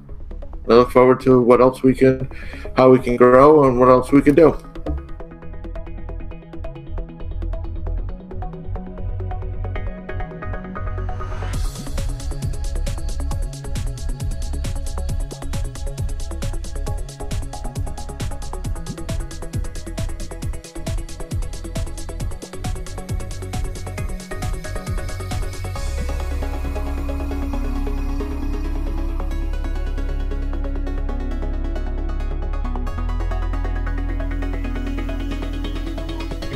Go ahead, Chris. No, I mean if you find it like a very cheap original Xbox One, like for like $150, sure, go for it. I mean, you could buy Philips. You could buy Philips's Xbox for like $150 when he goes to his next concert in Philadelphia. Just meet up with him and be like, I'll be like, hey, can you sell it to me for $100? He'll probably be like, for a weekend. He'll probably be like, I'll give you American cash. That's better than one hockey ticket and an acoustic guitar. So yeah, let's do it. I'll even throw my guitar that I'm not even playing in for it. You know? Yeah. I'll buy you some maple syrup. The only do that, Derek. Don't you do that? The only reason I would buy an Xbox is for Castle Crashers in 60 frames per second. That's it. And Cuphead and Below. Yeah. But I think Below is going to come to other Below's stuff. coming to PS4. Yeah, exactly. And that's the thing. So I don't need it. Like Cuphead, I don't give a crap. I mean, I think that game's going to bomb. I really think what happened to them it's going to bomb because it's on the wrong place. No. It's not going to bomb because it's on the wrong place. I feel the game, they changed the game because of the feedback that a lot of people that played it at conventions, they were like, oh, you should add like levels to this stuff. I feel they were just making it like a side scroller, like with bosses and stuff, and just to have fun. And then what happened is they changed how their game was behaving, and now they're adding more stuff, more and more stuff, because of the feedback that they got instead of sticking to their guns and making the game they want to make. And now I feel they're going outside their comfort zone, and they're going outside of what they really want to do. And I think that's why it's going to bomb. I'll agree. The second reason it's going to bomb is because it's stuck to Xbox. But they're going to get their money because Microsoft's going to pay for that. Yeah. And then the game's going to bomb and Microsoft's not going to give a fuck about it. Yeah. And then they're going to go, they're going to go their separate ways. And you'll see like Cuphead 2 on PS4 or on Switch. You know what I mean? Which is fine by me. And then they could hide the first game as secret levels or some shit like that. All I know is every time I see anything from that game, it warms my goddamn heart. I love everything that's going into that game, and I like the artwork. Exactly. I like the fact that it looks like a 40s cartoon. And I like the 2D side-scrolling part of it, and it's got co-op. So, put the game out. It finally has a date now, which is later this year. I don't know what, October, November. There's nothing. There's no other thing inspiring me except maybe PlayerUnknown Battlegrounds, inspiring me to build a PC. Yeah. Ooh, PlayerUnknown Battlegrounds is great. I've been playing that game looks so fucking fun. It's so fun. It's nerve-wracking. It's like, oh my god, I heard somebody shoot at me. Where the fuck is he? Where the fuck is he? Oh my god, I'm gonna die. There's only 10 people left. I'm and then the level isn't closing. Oh, the drama. It's like, oh my god, I'm gonna try. I cannot stay here. I have to move. But the guy, he might shoot me. Oh my god, what I have to do? The circle is closing. The circle is closing. It's so nerve-wracking. It's awesome. It's so great. I'll be the first person to say It runs like shit, though. It runs like shit. I'll be the first person to say I hate watching Twitch streams of games unless it's PlayerUnknown Battlegrounds. I will watch that game all day long. That game is so much fun to watch people just get up to some shit. My friend has the GTX 1080, and you have to see how the CPU, the heat of his CPU goes ballistic in a minute. It's insane, and the game looks like shit.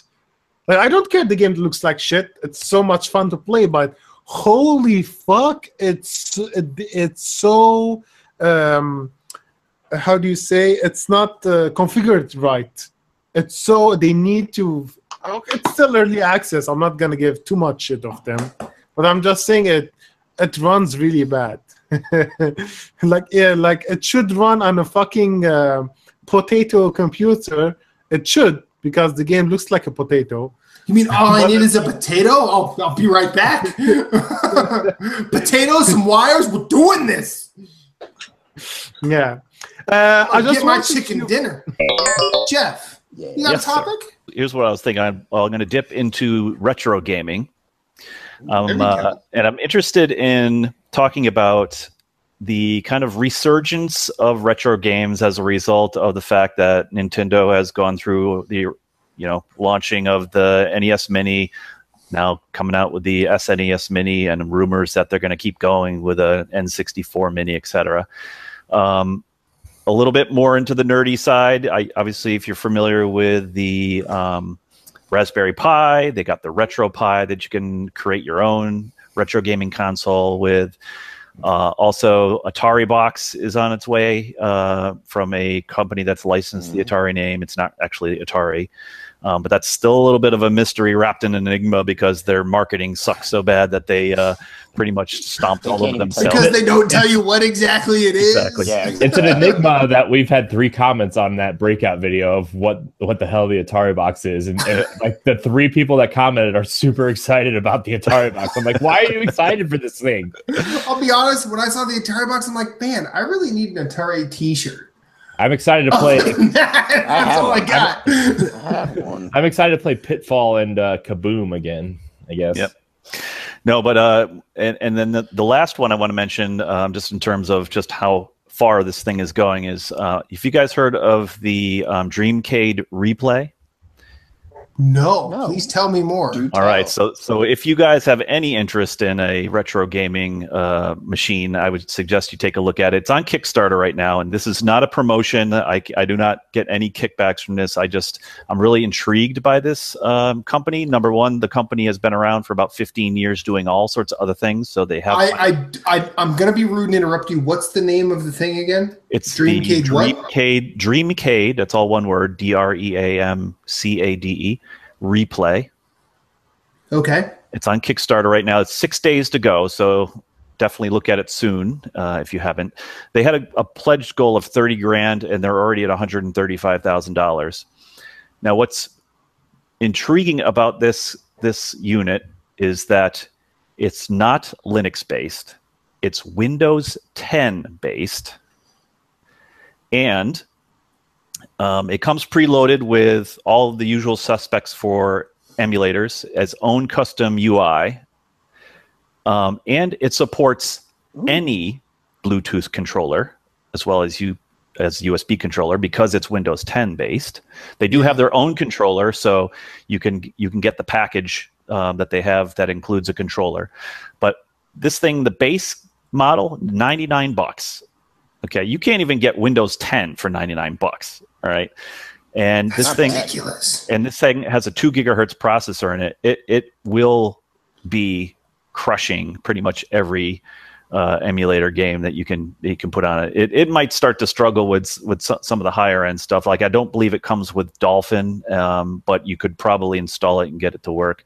The Dolphin emulator folks would have to optimize it. Most people say that looks better than the Wii.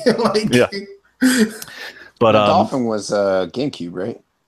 No, that was Wii. Dolphin is all Nintendo stuff, so you can play GameCube, Wii, and Wii U games on it now, on a PC. But this thing is poised to be pretty much the rock star of emulation. It comes with a bunch of games, thousands of games is what they're claiming. They're all licensed. You obviously could put your own ROMs on there if you wanted to do so. You could put your own emulators on there if it doesn't come with one that you want. Much more easily than anything else because it's Windows based, and you can connect a keyboard and mouse to it. So it's like it's really looking like a cool deal. So I just wanted to breach that subject. I think it's interesting to see kind of the mainstream aspect of it with Nintendo kind of pushing that stuff, and then other smaller companies like this pushing other retro games through emulation. Yeah. And I think it's pretty cool. The thing is that I'm personally on the fence about the idea in general. Like, I'm nerdy enough where I would go create my own Raspberry Pi and do that type of stuff, but only for just the tinkering aspect of it, most likely, because when it comes down to it, the nostalgia in my brain for these games outweighs the actual interest of playing the games for the most part, because I have memories of them. I played them as a kid, but I know that if I actually go back and play some of the older titles, that I'd be like, yeah, I'll play this for about 10 minutes and then get kind of bored and move on to something else.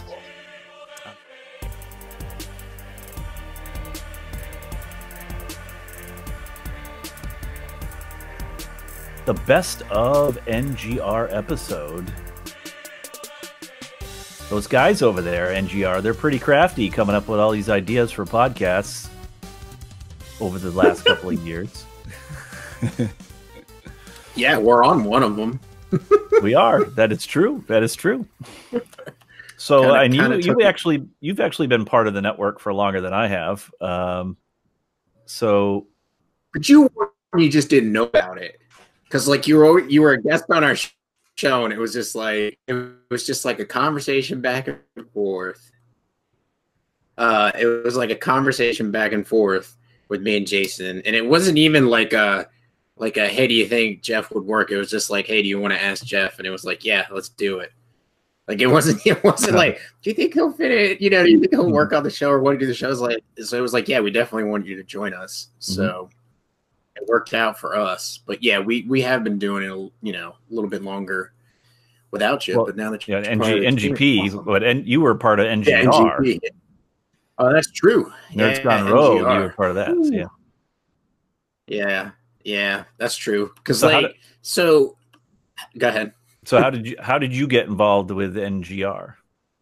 So I think, gosh, I don't know. I was just hanging out in the summer one day and looking at. Hey, he's like, do you want to be a guest on our show? And I was like, sure. Like I'm just hanging out, like when do you record? And he told me it was Sunday nights, or no, Monday nights. It's Monday nights. We had to move it to Sunday nights recently to match his schedule, but we were Monday nights. Oh, we still do Monday nights. Damn it. Jesus, I'm out of my mind. I had. Oh, jeez. Anyways, I'm thinking today's like Wednesday for some reason. I wish it was Wednesday. That's how long this week has been. This week has been super long. But anyways, so we recorded like 3 episodes or something in a row. I mean, he just kept asking me. He was like, hey man, you want to be a guest? We're gonna record again. You want to come on? And then like eventually, he was just like, hey, do you just want to be on the show permanently? He's like, I talked to Corey. Corey thinks it's cool. Just come be our third person. And I was like, all right, sure. So got on the show and, I have a great time talking with them. Like, it's like talking to you and Jason on this show, just sitting around talking about stuff game related. We also talk music, Infinite and Matt, when Corey's gone. So we'll sit and talk about music sometimes. We rarely talk about movies. So it's, it'll be like, hey, what are you playing now? What are you looking forward to? And the same with this channel. So, and then when, like, I think Corey recorded like the pilot episode of Nerds Gone Platinum, and Captain Canada like messaged me and was like, he's like, why is Corey doing a podcast about PlayStation that you're not on? I was like, I don't know. And so like I messaged Corey. Corey's like, yeah, he's like, it's just an idea I've had. And he's like, kind of want to do something for the PlayStation platform. And he's like, but I'm like, I got like so much stuff on my plate. And I'm like, well, I was like, I'll take it over if you want. I was like, I'll do the podcast. And I was like, just let me find someone to do it with. And that's what I messaged Jason, just to have a co-host. And then, he's done an amazing job of blossoming into like the host of the channel. I mean, it all three of us make a great team and make the show because we all have our input and our different aspects to get, our different approaches to gaming. But he's done like he's really stepped up. Not I guess it was not last year, but the year before. So 2017 when we started, like I was changing jobs, working crazy hours. Like when I'll be honest, when I came on to like record those episodes, like in the early, like from 1:30, like I just wanted to come on and talk about video games and that was it. I wasn't trying to like think like, and I'm sure you guys can testify to this, but I was just like, I tried to do the research that I could. I barely had time to like make my list for the topics of the show. I had barely any time to like even like want to even try and compose myself to like host the show.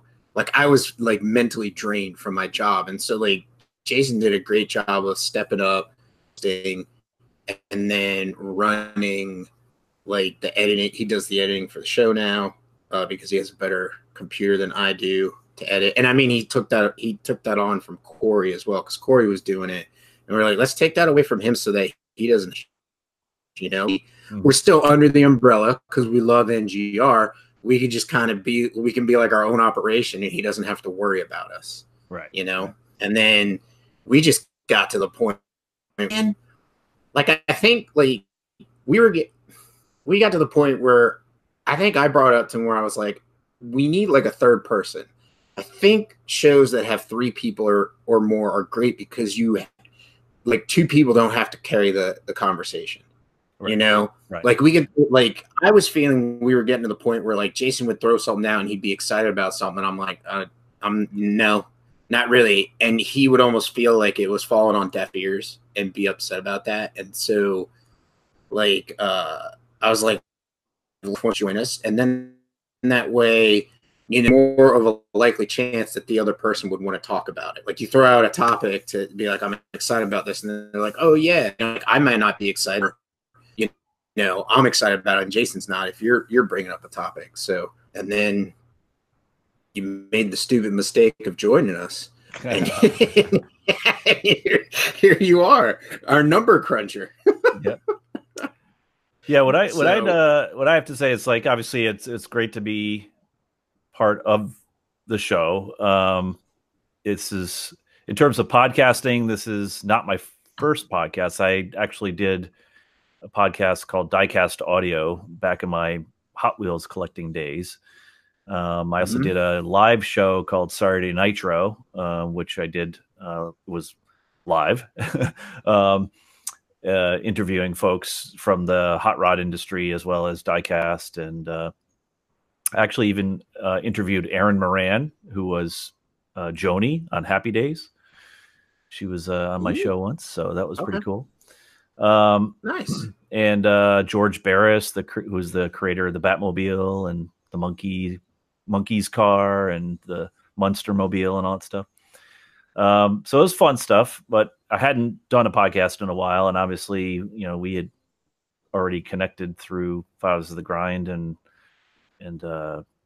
Bloodborne and all that stuff. So it definitely felt like a good fit, and obviously we've continued to stay good friends throughout the whole process. So being part of this show as well as the Nerds Gone Rogue Network, I think is pretty cool. I mean, overall, Corey's been able to build something that's pretty cool here with I think a pretty diverse, selection of gamers, right? We all have our own niche and likes and dislikes. Where some of us have very strong opinions about the games that we like and we dislike, and I think that makes for some decent conversation across all the different shows that are in the Nerds Gone Rogue network. And it kind of makes us unique in that respect. So yeah, definitely pretty cool to be part of it, and we're cranking our way to 100 episodes here. Like we're episode 84 coming up later tonight, so pretty awesome. Which is awesome. So I'm excited for it. I think we're growing. I think we became we're the number one podcast for the channel now. Mm-hmm. Nerds Gone Platinum with the numbers wise, so that's awesome. Goals to move forward, you know, like I'm enjoying chatting with you guys and just hopefully get to grow the community and have interaction with our fans and keep on talking about PlayStation as long as Sony doesn't mess anything up. You know, and then the PlayStation platform, we're like, well, we pulled a Sega, you know, and then like Microsoft and Nintendo are only left. It's like, all right, well, guess I'll play on PC. Yeah, but yeah.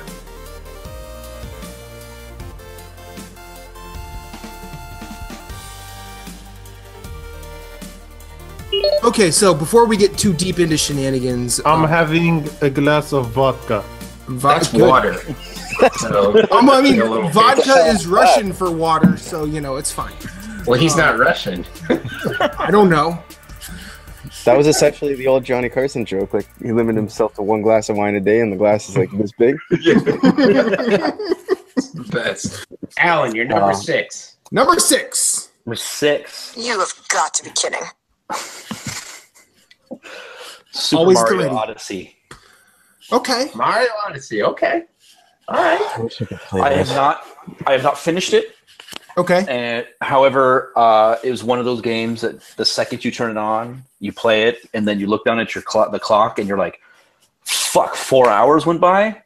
Like you just completely lose yourself. You have no idea how much the time is. Don't give a shit. It's just there. Right. Like you just play it, and it's just super fun. You see, like, and that's how I was playing Mario Odyssey, but I didn't feel the need to go after all the moons. I don't think I feel the need either.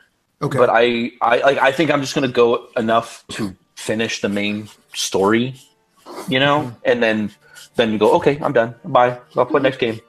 But what I have been playing is just really, really fun. One of the first things that comes to my mind about being in the NGR community is that I get to talk to people about gaming, which I don't get to do too much outside of small communities like this. I don't have too many people like locally that play the same games that I do, so being able to discuss what I liked and disliked about a game is fun and something that I wish I could do more of. Sadly, with school taking over a large chunk of my free time now, I don't get to game as much as I would like to. I'm almost done, so that'll change in the next 3 to 4 months. But since I don't get to play through games as fast as I used to, it's nice to be able to have some people to come and talk to about it when I'm finally done with it. On top of that, always having people to do co-op with only makes the gaming better. Thank you for having me be a part of this community.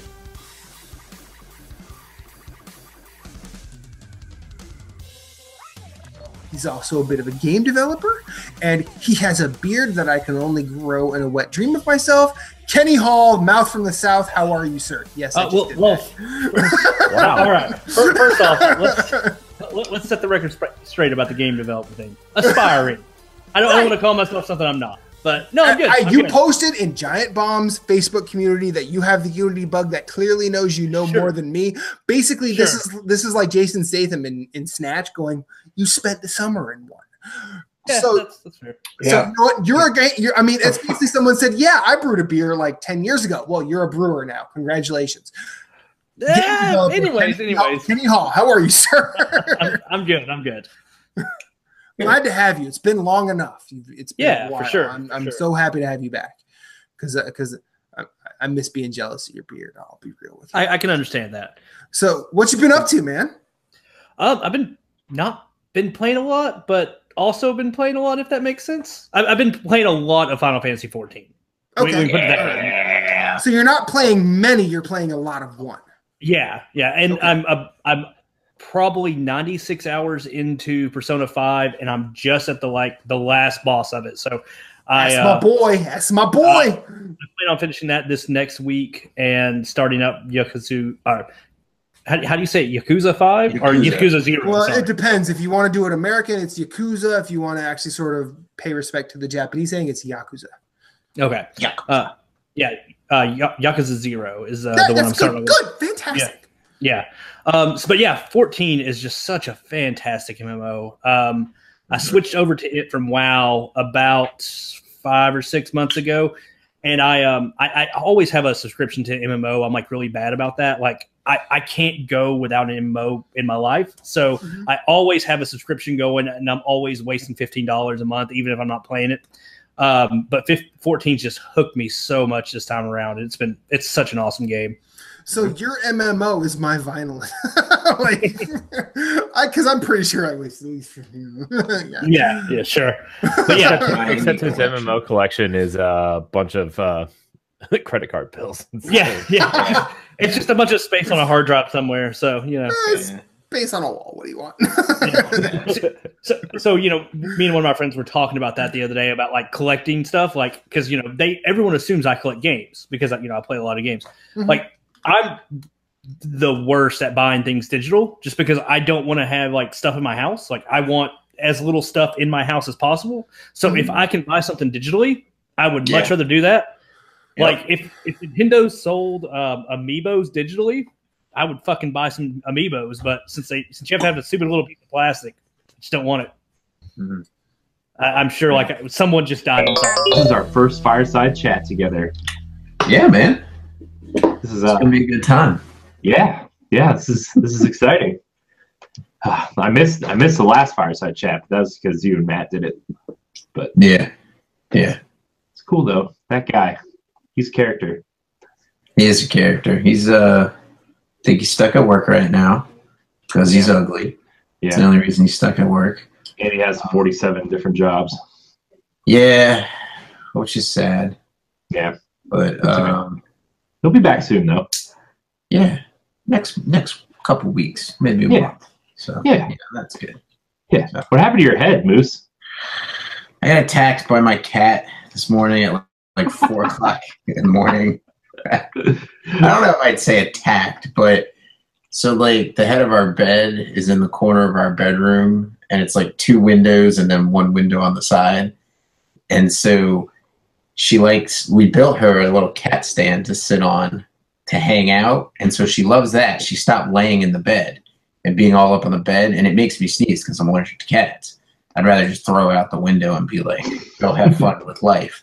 But, I'm not cruel. I actually like the cat. I just say that because I like to talk shit about cats. But anyway, so she was laying in between the pillows, my wife and my pillow, and just, I was all right with that. I like kind of rolled over and saw her and was just like, fuck it, I'm not going to because if I throw her down off the bed, she'll just be up there as soon as she knows I'm not moving. Right. So I'm just laying there, and all of a sudden I just hear like her feet like flurrying on the sheets, on the mattress, and then all of a sudden just boom, sharp pain in my forehead, and she just like dove off the bed. I'm like, what the heck? So I got up, I walk into the bathroom, I'm like, holy crap, she like nailed me. I mean, like it's pretty bad. And so like I stuck like toilet paper to it for 2 minutes, and I'm sitting there, I'm like, it's 4 o'clock in the morning. 4 o'clock. I was like, I gotta be up 45 minutes. I just want to catch some more sleep. So I went back I was like, screw it. If I bleed on my pillowcase, I'll just wash it. So I went back to bed, and when I got up, it was like all clotted and stuff. So I was like, I cleaned it up with a little more water to take away, because it was like big scabs, and I'm like, nah, I can't go to work like that. But people did ask me what happened. I was like, the evil cat struck. Oh man, that's funny.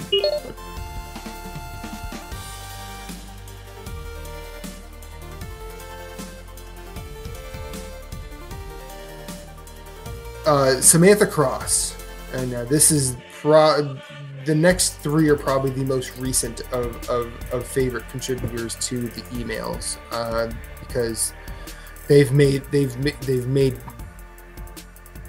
couple weeks ago, they've made us aware that we are not just talking into a void, and it's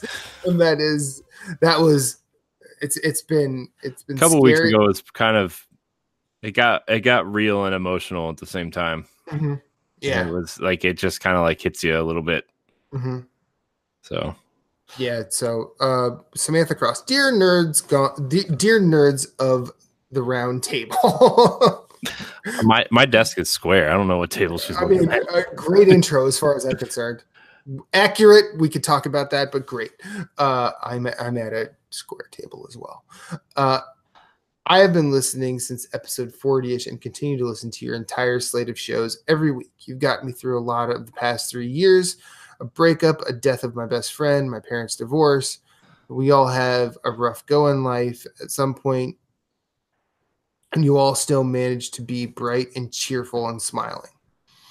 You all are fantastic, and I think I speak for all of your fans when I say thank you for everything. You guys mean more than you know to us. Once again, Samantha Cross just hitting us, and I hate this expression, and she's making me use it right in the goddamn feels. Mm-hmm. Yeah, no, I mean, like I was like when I was reading these to send them over to you, and I kind of like I always like copy and paste the emails into the chat and send them to you, and it's like just reading these, man. I'm gonna start not reading them before the show so I can like not be as just like. So you're not pretending to be surprised? Yeah, yeah, not pretending to be surprised. But yeah, man, it some of these just hit you really hard, man, and it's just like I still can't believe that people think that highly of us, but you know, it's well, and like recently, like I've only been on my shift since October, and recently one of my coworkers, she basically said, you know, I'm really glad you became part of this shift because you've been a really good help to everything. Like you've been a really good tech, and you know, and that I was just I was hit by that because like sometimes I just go in, I'm like, I'm just gonna do what I know how to do. And a lot of times I come here and I go, you know, I haven't paid attention to games news. I haven't had the time, or I've been paying attention to my own funneled interests. Some new shit happened in Guild Ball or whatever. So I'm just going to go and do what I know how to do. And I know how to be, friends with you and Moose, and and that the fact that in itself like helps somebody like that. I feel humbled. I also feel like it's a heavy burden, and I also don't want to waste that. So thank you. So thank you very much.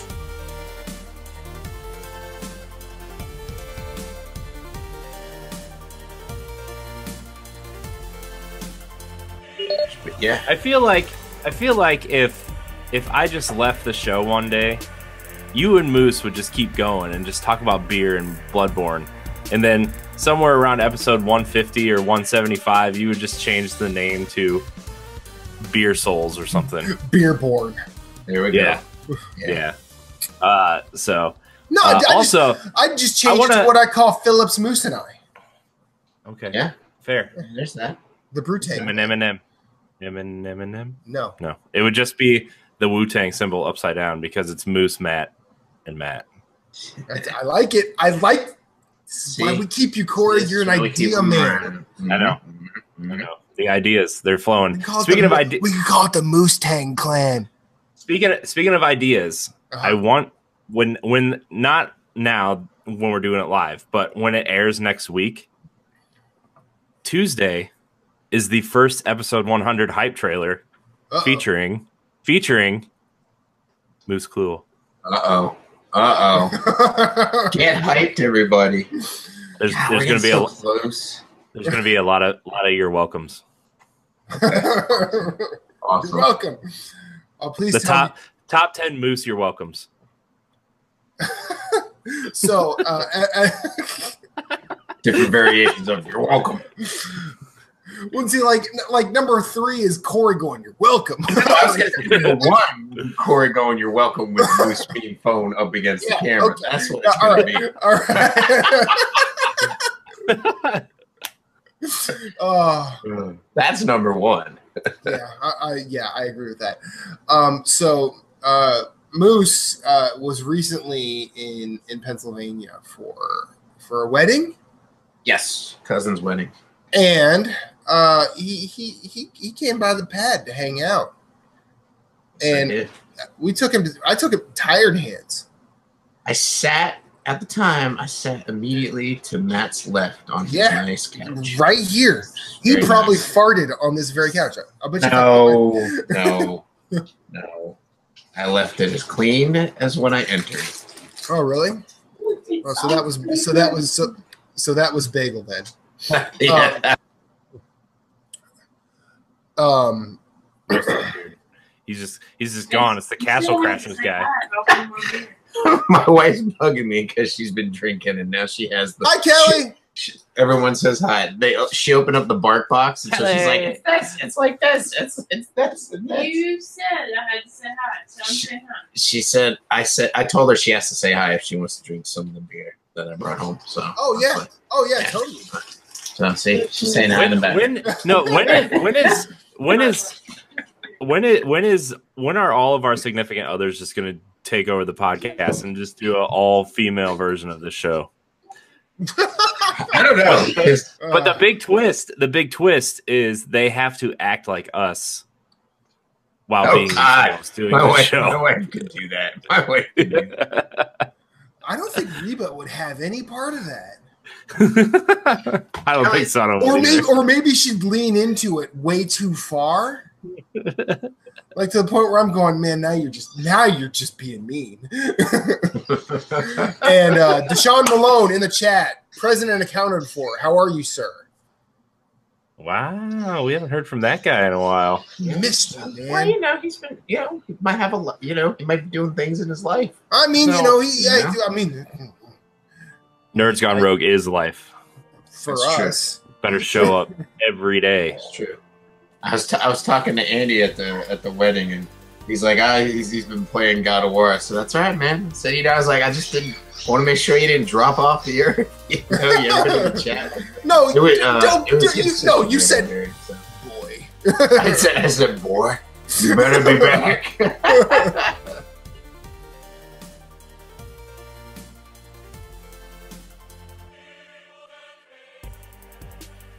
Hey, Nerds Gone Rogue. This is Nerd Overdrive, Phoenix Overdrive's official podcast. I am the host and moderator, the maestro of the master race, Lee Navarro. And with me are, as always, our game gurus, the queen of the guild, Becky Rubin Navarro, and El Capitan, Ray Osorio. And we just want to say congratulations to you guys on all of your success. It's been a treat to see you guys every Monday and to be a part of the show somehow, whether it's via in chat or to actually be on the podcast with you guys. I remember our first time all the way back to pre-NGR days, meeting Corey and Matt and Moose, and just seeing the three of you, participate for us, or rather with us on our podcast, and then being on Corey's show to begin with, and seeing how it's changed over the course of the past couple of years. It's been a total treat. I really enjoy it.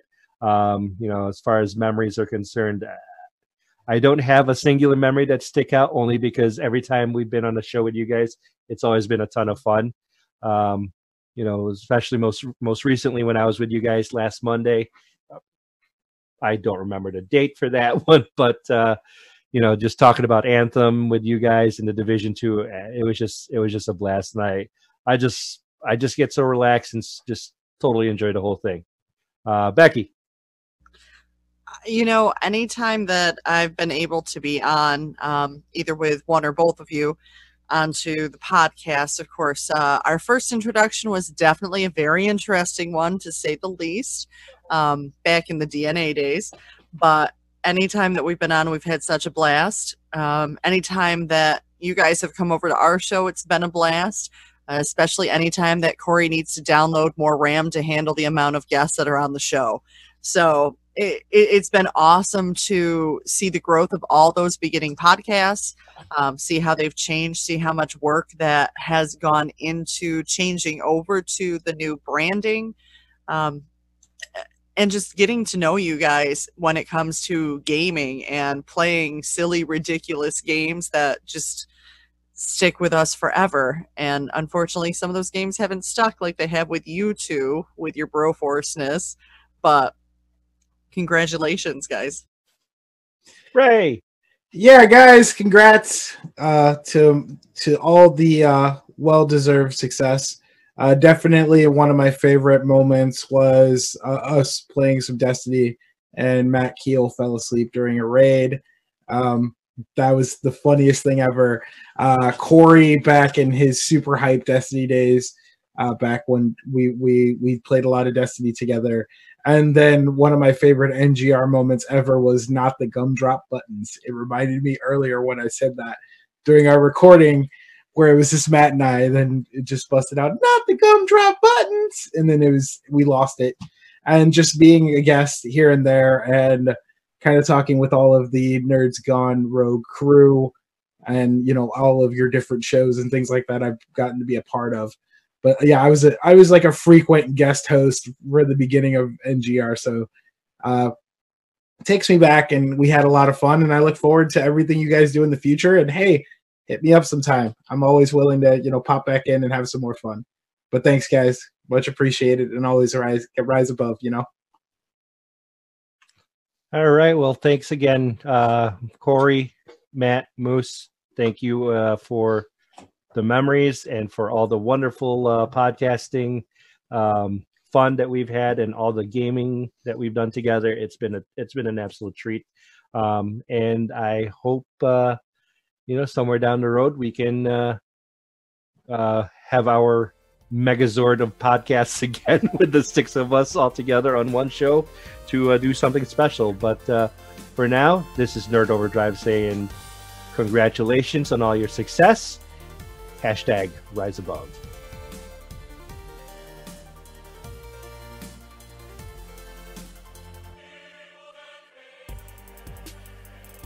Look, there's a couple things I know about Lee Navarro.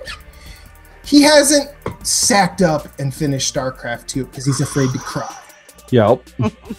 So I know he's not going to sack up and try Bloodborne because he's afraid to scream. No, I did try it. I was screaming at my TV. Okay. I nearly threw my shock at it. Becky, can you corroborate any of this? I fall asleep half the time during everything, so not really. So yeah. So basically, the only proof we have that anything has ever really happened are the kids. So yeah. Oh, that's hilarious. Oh god. Becky, what are you playing?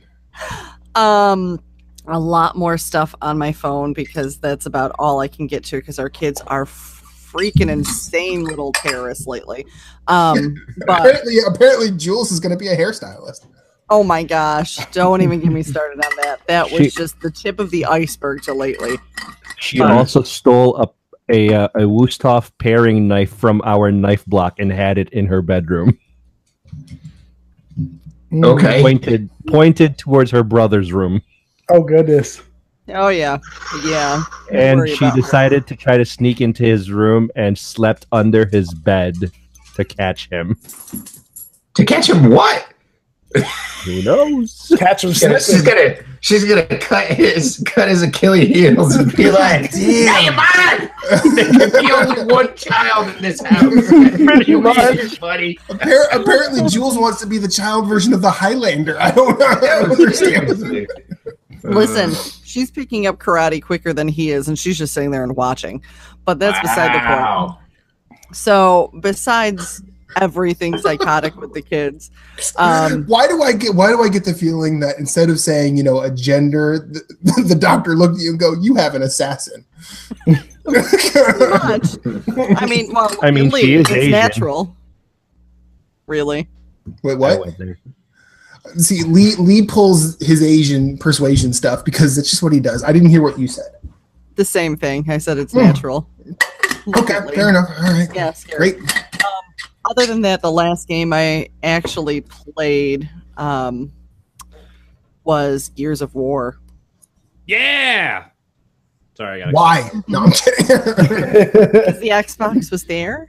Oh, okay. And my PlayStation Plus, I kind of let it lapse because I was barely playing. So it's been Xbox. Gears of War is great. I'm proud of you, Becky.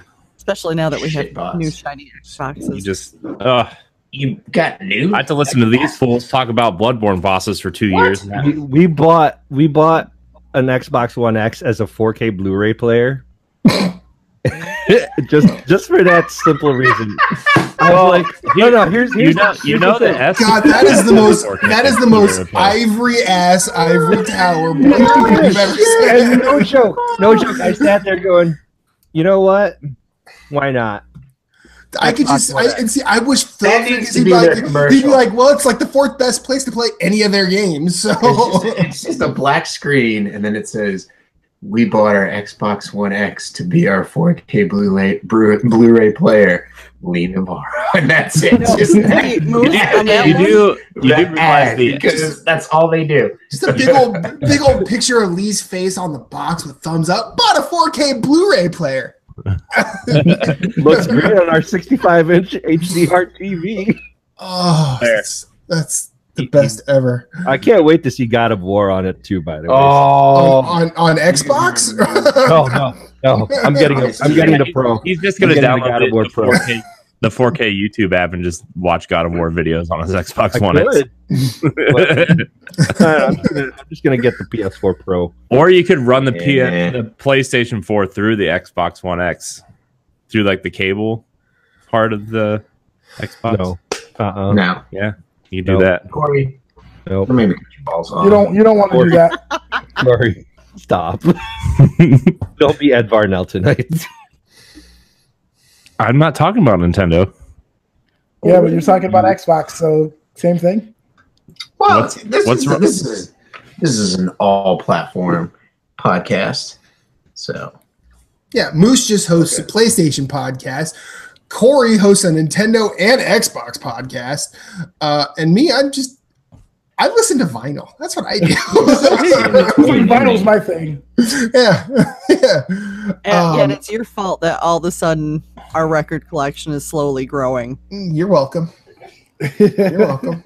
And the kids are actually taking them out of the sleeves, not putting them back correctly, but taking them out and actually putting them on the record player and listening to them that way. So, hey, To quote my friend Abe, you got to raise them shorties right. Slowly but surely.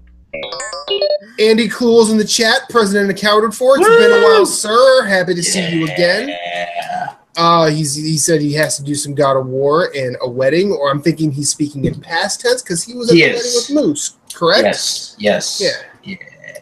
So yeah, it was his sister, my cousin, who got married. Beautiful bride, beautiful wedding. Ceremony was really short. Like I'm talking 5 minutes tops.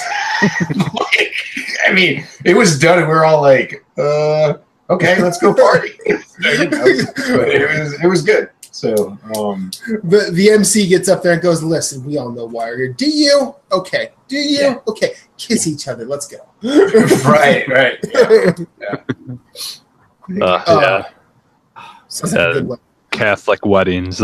I've been to like some worst. I know. I've been to some that are like 2.5 hours. And you're like, a full Catholic mass. It's 2.5 hours. You are up and down off those knee things. Yeah, you get those special crackers. Unless you're not Catholic, then you just gotta sit there. Dude, or even if you are Catholic, you can't get those unless you've been confirmed. It's like little bits of Jesus. You only get the little bits of Jesus. Did I ever tell you guys the story where like I was dating this one girl and we went to this Catholic wedding together, and they were up getting the little crackers and stuff, and me and her sister's boyfriend, husband, something at the time. This motherfucker thinks he's me. What are you doing? We're not Catholic, so we're sitting in the back, and like we brought our own Triscuits and Gatorade. And we were like, you know what? They're not going to give it to us. We'll give it to ourselves, and we had a little party. That's what I respect the fuck out of that. That's a good time. That's a good time.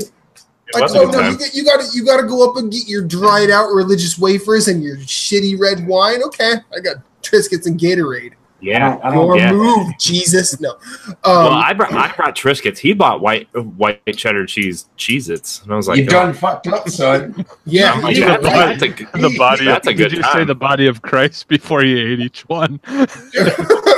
The body of Christ. I can make body of Christ. Man, they should call him Jesus, right? And then the Rock busts in and is like, "I'm Jesus." Remember that? Not the Real Adventures of Jesus featuring Dwayne the Rock Johnson. We don't need to go back down. Check out Nerds Gone Rogue episode 9 for that. yeah. We never brought that back. No, we never did, and probably for good reason. But no, that was the best episode of all time. That was the first time I think we all podcasted with Ed, around this one time, and like Ed's kind of religious. I don't know how religious he is, but he was like, "What did I get myself into? This is what bunch of crazy white people talking about The Rock playing Jesus, some kind of Netflix epic series." Yep. It was a good time. Was Sean Connery in it? Because why not? Yeah, Sean Connery was Moses. And then Nicolas Cage was Noah. Yep. It was a good time. Yep.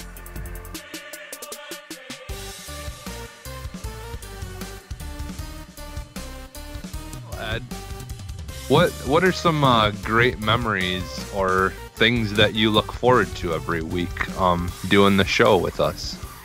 Well, for me, everything that I have fun doing with all you guys is having these conversations, having these discussions about video games. I grew up in an era where I didn't have a big gaming community.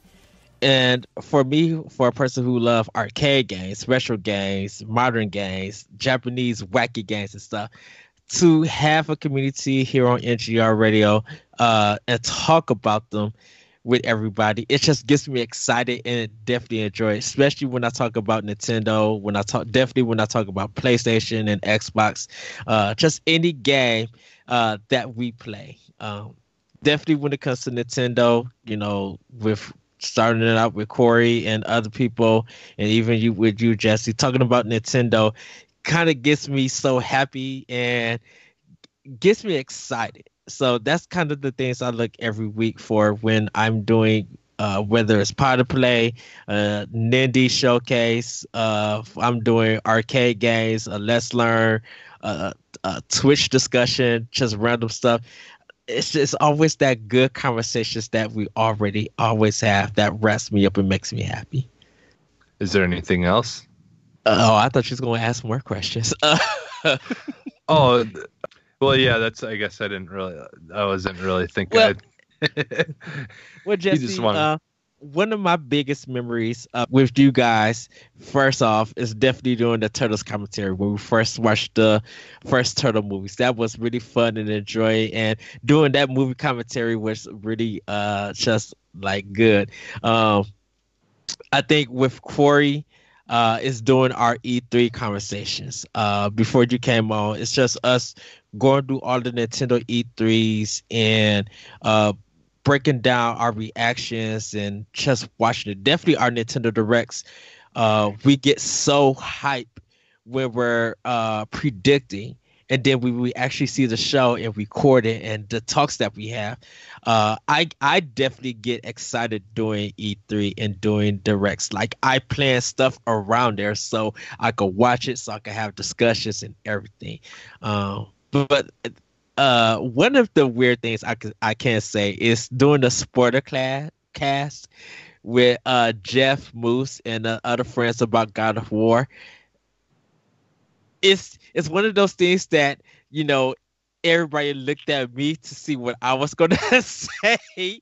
And I think it's always me that it's like everybody wonders what I'm going to say or how I'm going to react. And it's weird, but I enjoy that. You know, it's the all eyes on me kind of effect. Yeah. Last but not least, and Corey might cut this out.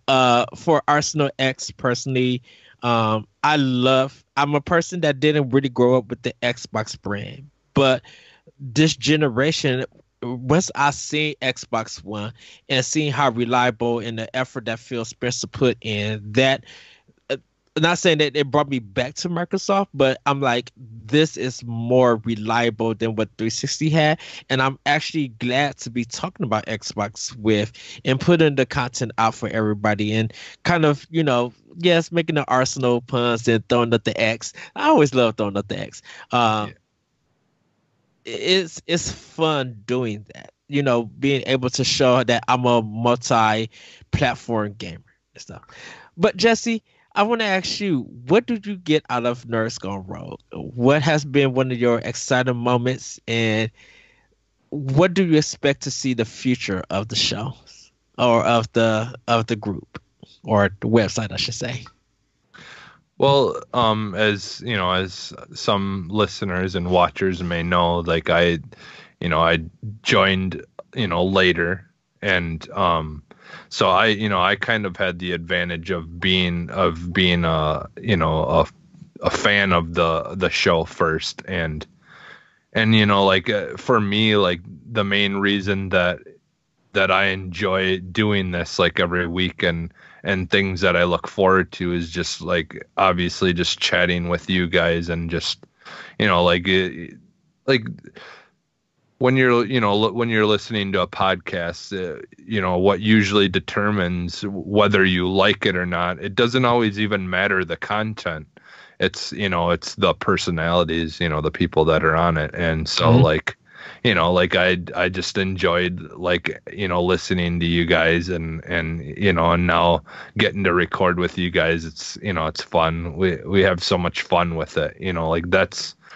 That's ultimately, what I enjoy. I just enjoy that it's like not, there's nothing wrong with people like trying to be strict on time and like making sure every episode is a certain amount of time. But that's one thing I like about us is like our personalities completely get to come out, and we don't always stay on time or on topic. and that's any show. And I think that's where the interesting part of the show comes from, is that stuff that if we, we're trying to just, be like robots and just only do what, what we had set on the, our list of things to talk about, like those personality things and those funny and weird things that end up happening wouldn't happen. So, that's what I like about doing the show. I just like being able to see all the different people and stuff like that. And just, and like more recently, getting to do the Dark Zone Junkies and, getting to team up with Jason and Moose and do that show with them. I really enjoy doing that. It's probably, like one of my favorite things I look forward to, because, I get to do stuff with you guys and stuff a lot, but it's just kind of nice to get to do stuff with those guys as well. And I enjoy, those different personalities that we, get to interact with. And as far as like the future of this, like I think that, like obviously like me, like I'm newer to this. I feel like I'm like getting more used to doing it, but like I the future, I just, hope that I can improve and make the experience better from what I bring to the show. And I just like the future. I just, hopefully we maybe have some, more interviews with other people or have more guests on the show and stuff like that. You know, it's hard with what time we record the show, but yeah, you know, I just love hanging out with you guys and talking about, you know, video games and just things that, you know, like I've always been interested in, and I've had friends that were interested in it, but I never really, you know, on this kind of level got to really break down games and talk about them and you know, and talk about the different consoles and get excited about the E3s and stuff. Like, I used to watch that stuff before, but I feel like I get to really enjoy it a lot more now, like, because it means a little bit more now, because we're actually trying to, you know, like, have stuff to talk about on the show. I feel like I appreciate it more than I may have in the past. But yeah, that's pretty much, you know, how I feel about all that. So okay. I always say, I was thinking about this today. I was just like, it feels more than just friendship. It feels like a family. Yeah. I know that's kind of cliche stuff, but I'm just like, it feels like, I'm like, because we all got so many different tastes, we all can respect and enjoy everybody. Now, some stuff like some stuff we have viewpoints, I should say, but I'm just like, that's what makes us a family. It's because we are all different, but we all seven of us share the same thing, and that's a passion for games. You know, and having that passion for different games leads our passion to content and talking about it. There's other stuff and other hobbies that's outside of our life that we like, but I'm like, if it shows our natural and true passion that we have for these things, and I think that's what probably all of us enjoy here on NGR Radio. Yeah, I would definitely agree with that.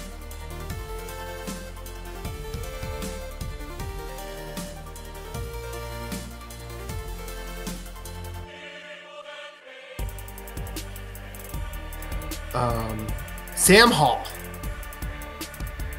He's probably a more recent favorite, but he started sending us questions with regularity, and they've been kind of fun to answer because he throws us good ones. I really didn't know what to write, but just wanted to say thanks for all the shows that keep me sane. During semesters at school, the comedy and realness gets me through some long nights, and I couldn't get through it without you guys. By the way, bring back some B-sides. we're trying. I know with my schedule change, recording time has been, we've had to sort of maintain a more hard exit. Lean and mean. Yeah, and I think a lot of that is we can't really start till a certain time so Corey can get his child to bed, and I have to leave at a certain time.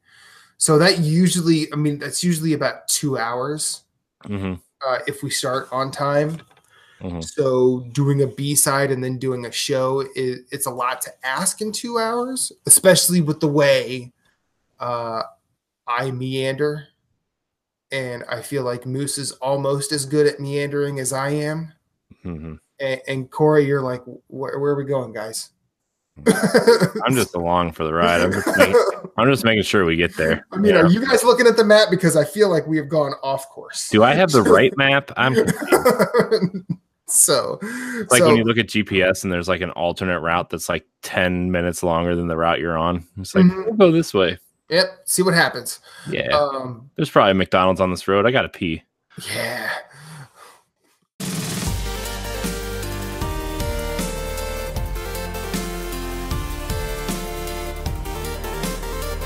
Dude, they showed like 25 minutes of nothing for Anthem. Yeah, you see a guy flying over an empty environment. Which was cool the first time they showed it last year. But like, don't get me wrong, like on paper, Anthem sounds cool. Of like, okay, we've got these 4 different types of mechs. You go on these cool adventures on this planet and with your friends, and you can switch mechs on the fly. You can upgrade all of them at once, whatever. but like, where are the cool weapons we're going to be using? What is this loot stuff we're going to be using? What are the different like classes that we're going to be able to play as? Where's my character creator? What kind of missions are we going on? What's the story behind Anthem? Yeah. They keep saying, "Oh, it's going to be your story." Well, what's the story? Like, what's the premise of the story? You know, like they didn't really. They said a lot about nothing. 100 not shepherds are parachuted into a world with jetpacks. Yep. Well, Anthem Royale. What I thought was silly was everyone were asking questions that were relevant to Mass Effect, and I'm like, okay, I get it. It's BioWare, and they did a thing that you are severely attached to, but they've not done that thing well for what, 2 games now? Yeah, I don't know. I love Mass Effect 3, but 3 wasn't that bad. It just but look at the public backlash. Like, clearly they did enough to offend their fan base. And Andromeda, you know, had its own issues. So maybe it's probably better they move away from that and try something different. Yeah. I mean, and then, you know, there's already, I think there was Casey Hudson on Twitter who said maybe there will be a romance option. I'm like, don't do this, Casey. Stand your ground, man. Just fucking leave it be. Like, leave it be. like make your game and stand by your game. And I'll say it right now. Fuck the backlash. Like, you made your game. That's your statement. Don't give it. Don't, like, this is my thing. This was my thing with Mass Effect 3 too. It was like, and like, this is my thing with him in general. Is like, don't go back on your vision, because your vision could be something fans don't want, but it's something that's going to be remembered if you do it correctly, and something that's going to look at something like The Last of Us. That game, like, I mean, I'm not a huge fan of that game, but like, that game did something very different in terms of video games, and that game did something very different in terms of storytelling. And, you know, the ending was very different from what people were going to expect. And look, people may have liked it, people may have hated the ending, whatever, but like, look, that game is on the list of legendary video games now forever. Yeah, because of what it did. You know, I'll say this. Your game's going to be forgettable if you appease if you stray off of your creative vision. I'm trying to generalize it. That's the problem. I'm going to hit everybody. That's the problem. I'm going to shout out Arrowhead Games and the quote they have on their website: "A game for everyone is a game for no one." Yep. And there's a lot of truth in that statement. And if you know, well, if your response to that is, well, a game for everyone is a game for everyone, clearly you are not in this conversation anymore. Also, I thought it was interesting to see like the dream though, Matt. But anyway, true. I like the variety of titles Microsoft had. Like, they had Kingdom Hearts. They had the remaster of Tales of Vesperia, probably one of the better Tales games in my opinion. Which is also coming to other consoles, and it'll be cool. I think I might pick it up on Switch because I've never played it, and I heard it's one of the better ones. So I'm like, well, there's another Switch title I'll buy. You know? So. I mean, and then I think I liked the idea of Session, but I think, you know, is that the skateboarding one? It's basically. I think there was a lot of lineage from the skate games. Yeah, it's a bunch of people from that studio formed their own studio and kickstarted it. That's awesome. If that game takes if EA's not going to do it, and there's teams out there that could do it, fucking do it, man. Yeah. Well, not that. If there's a player base that wants it, there's a player base out there that wants skateboarding. Yeah, games. I'll be honest. I've never played one, and if they put a good one out there, I'll probably try it. If you give me a Switch edition, I'll take it on the go. I can play it while I'm skateboarding. I thought for sure Tony Hawk was going to be out there and announce Tony Hawk Skate at EA. Oh God, that would have been so fucking weird. I know. Weird enough that I would be on board, but it would have been fucking weird. On board. Yeah, it would have been weird. Nice. Well done, sir. So, and I also thought the reveal of Devil May Cry 5. Yeah. I haven't played this in a long time, and I'm on board with that. I'll be honest, if I played those games, I do not remember them. I've never played any of the original series. That probably leads me to believe that I haven't played it because I've heard they're among the better hack and slash games. That game looked cool. And I will say this. I know that's not exclusive.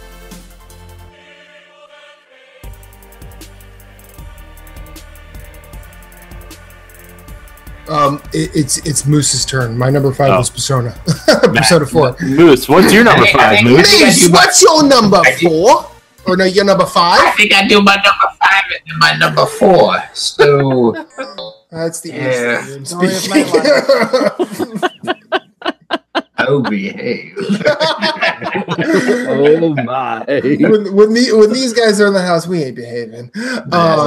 So speaking of Nerd Overdrive and the group being pretty family friendly, you guys are both gamers and parents, and somehow you guys haven't gone completely insane trying to balance it all. As you both know, the main man around here has decided to start himself a family, and now now they have a beautiful child, and we want you guys to give Corey just some advice. Nothing like, hey, you have to do it this way, or just say hey, think about this while you're doing the parenting, because let's be real, Moose and I are train wrecks. My mom did a good job of starting the train out of the gate. I'm the one that took it off the rails. Okay? Oh yeah, no, same here. So don't say I was. You're reading that as if our parents have done a bad job of making us train wrecks. It's no, I've done that on my own. No, clearly our parents. No, Moose. Clearly our parents have done a good job because we've managed to survive this long. That's right. Like this. That's right. I mean, if that's not good parenting, I don't know what is. But I feel like we should leave it to the people who are experienced as parents to give our new parent advice. Fair? Sure. Mm-hmm. Absolutely. Why the hell not? Cool. So, as gamers to gamers, people to people, parents to parents, adults to, is Corey an adult? I don't know. Still a baby. Only because of the face. He still looks like he's 18 half the time whenever he's got a hat on. When he takes his hat off, that's when I'm like, okay, Corey's an adult now. Anyway, what would if you could each give him just a little tip for the journey he is on? What would you say? Becky, I'm going to go ladies first. Okay, so I have to go back to a show that before I had kids, I absolutely loved, called The Guild. Okay. Within The Guild, there was a mom who regularly did a lot of no-nos as far as actually in reality having kids and being a gamer at the same time. So I think my biggest piece of advice is you watch that show, do exactly what she does not do.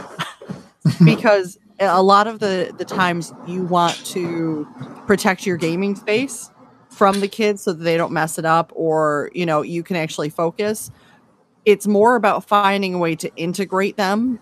Like when our kids were little, primarily when Lee was playing console or whatever, he'd usually have them in his lap. For me, it was a little harder when I was doing PC because it hasn't been until they've gotten a little bit older that I went more console because it's easier to play with them to get that hand-eye coordination, all of that.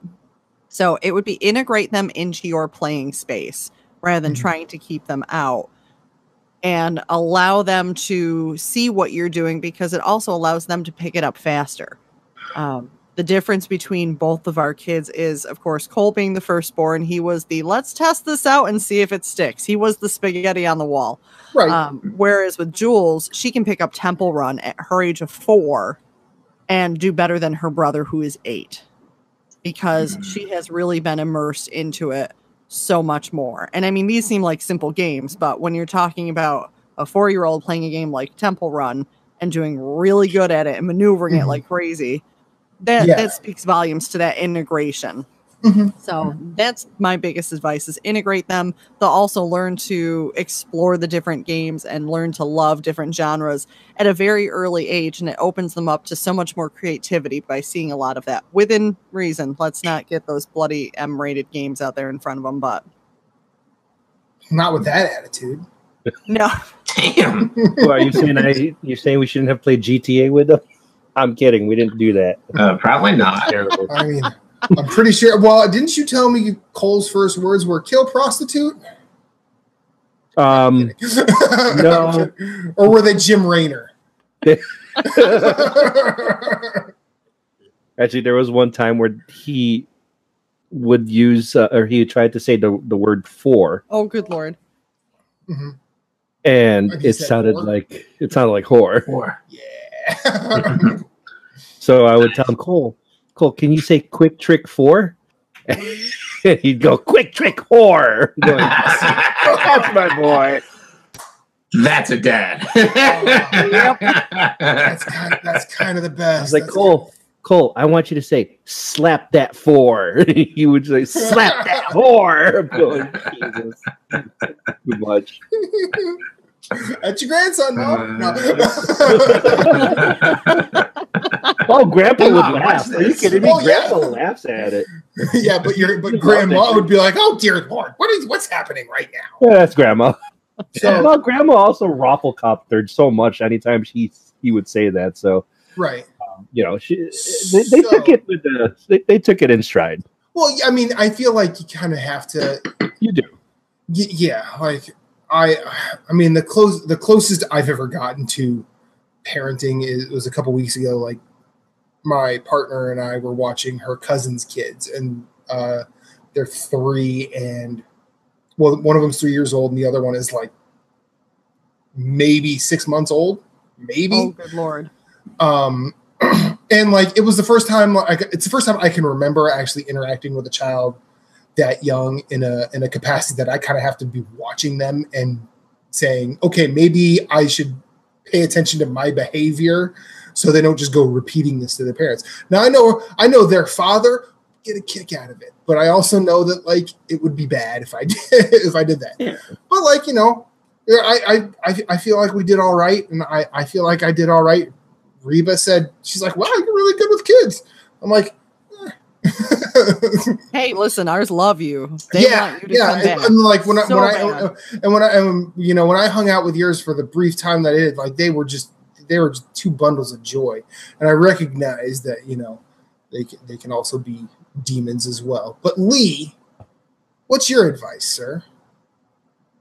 My advice is to take advantage of nap time. All right, really. All right, no joke. When Becky and I moved in together, finally, Cole was about 1.5 years. Well, just a little bit over 1.25 years.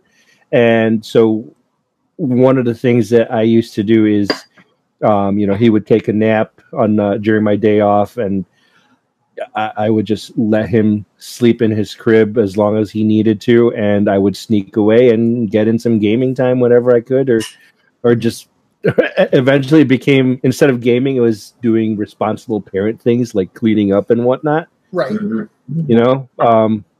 The other thing too is that I remember as he was growing up, putting him in a pack and play and playing games that would entertain him while he was in the pack and play. Okay. So basically, what I guess I'm trying to say is don't limit yourself to like one type of game. Be very open to different genres that will eventually be entertaining to your little one while they're just kind of sitting there. Mm-hmm. Cole loved it when I was playing hockey. He would nice. He would watch me play, NHL 12 or 13 or 14, whatever the hell year it was, and he would just sit there and be entertained nonstop.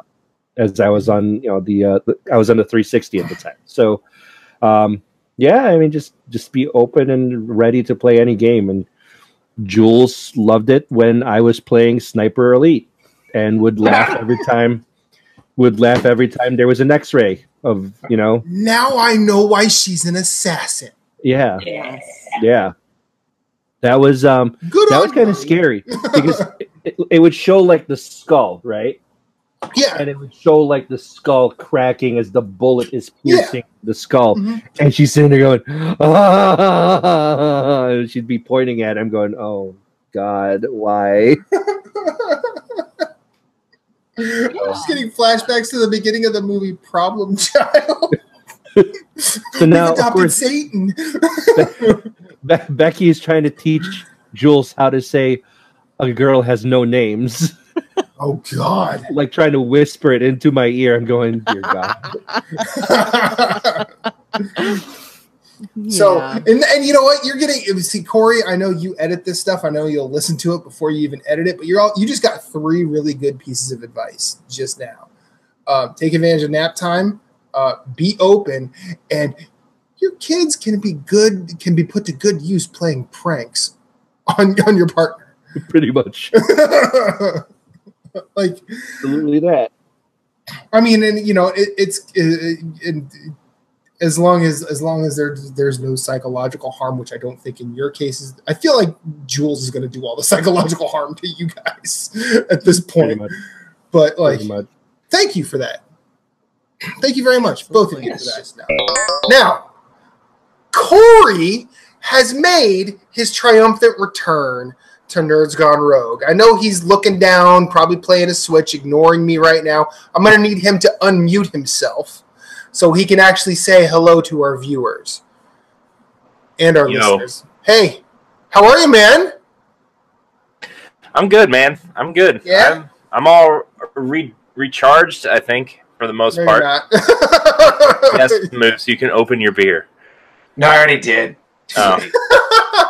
Well, I will open my that side chat. I'm just like, and cheers. I have that off so I can pay attention to the YouTube chat. Cheers, Corey. For the man's welcome to fatherhood. Yeah, I know. Josh, yes, that's great. You're doing fine. Yep. Fake beer. There we go. It's real to me, damn it. No. Yeah. I'm a dad now. That's a scary thing. Yeah, I brought her on before, everybody got on. Mm-hmm. Matt and Reba and Moose later saw her. She's a fussy little one, but she's good. She's sleeps a lot and poops even more and kind of looks around for a couple minutes and then she's back out. She's a handful. Let me tell you. She eats a lot though. She eats a lot. So how are you and the missus dealing? You guys good? Yeah, it's been good, honestly. It's been this kind of like weird thing where like I don't know, it changes everything. Like your internet speed. It changes it just changes everything. I feel like I went from like 6 months of like prepping content for the website and the YouTube page and stuff for like there's stuff scheduled through October, and then when we had her, it's just like I don't really care about any of this stuff. It's just like it changes your life completely. It does, man. She just changed everything, and it's like when I get home, I have to like pry her from my wife so I can have time to hold her and stuff. It's just a good time. Man. Yeah. Like, sometimes she gets gas and she gets like really loud and you're like, what do I do? And then she burps or farts or something and then she's fine. Oh, she's learning, man. No idea. Yeah, Well, she has. it's funny when you brought her and showed her to us. Like I almost thought when the way Reba was looking at her, I thought she was gonna pull up a chair and just sit next to me and hope you brought her on the show. Reba's gonna go, yeah, bring her in. Yeah, and like, you know, I kind of missed a couple things today while I was at work. You know, it was like she had like 3 really big blowouts today.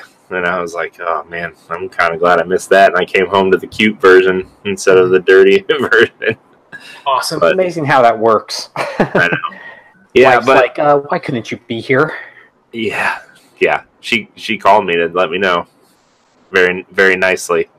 Very, very... Let me guess. She's nicely. already saying, guess what your daughter did?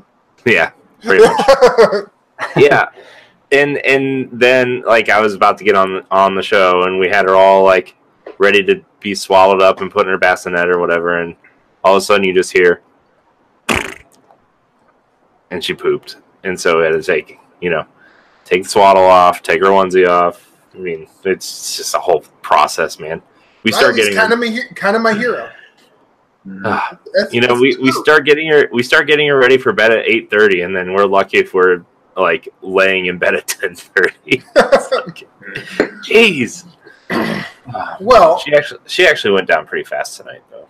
So, well, I'm happy. You're happy. I know Moose is as well.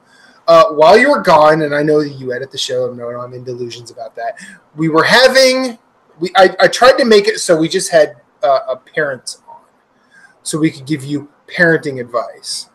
And one of my motivations for having the wonderful Josh Brandt on is because I've seen. I mean, he and I've been friends on Facebook for a while, and I've seen his feed. Dude knows how to raise children. He's really good with them.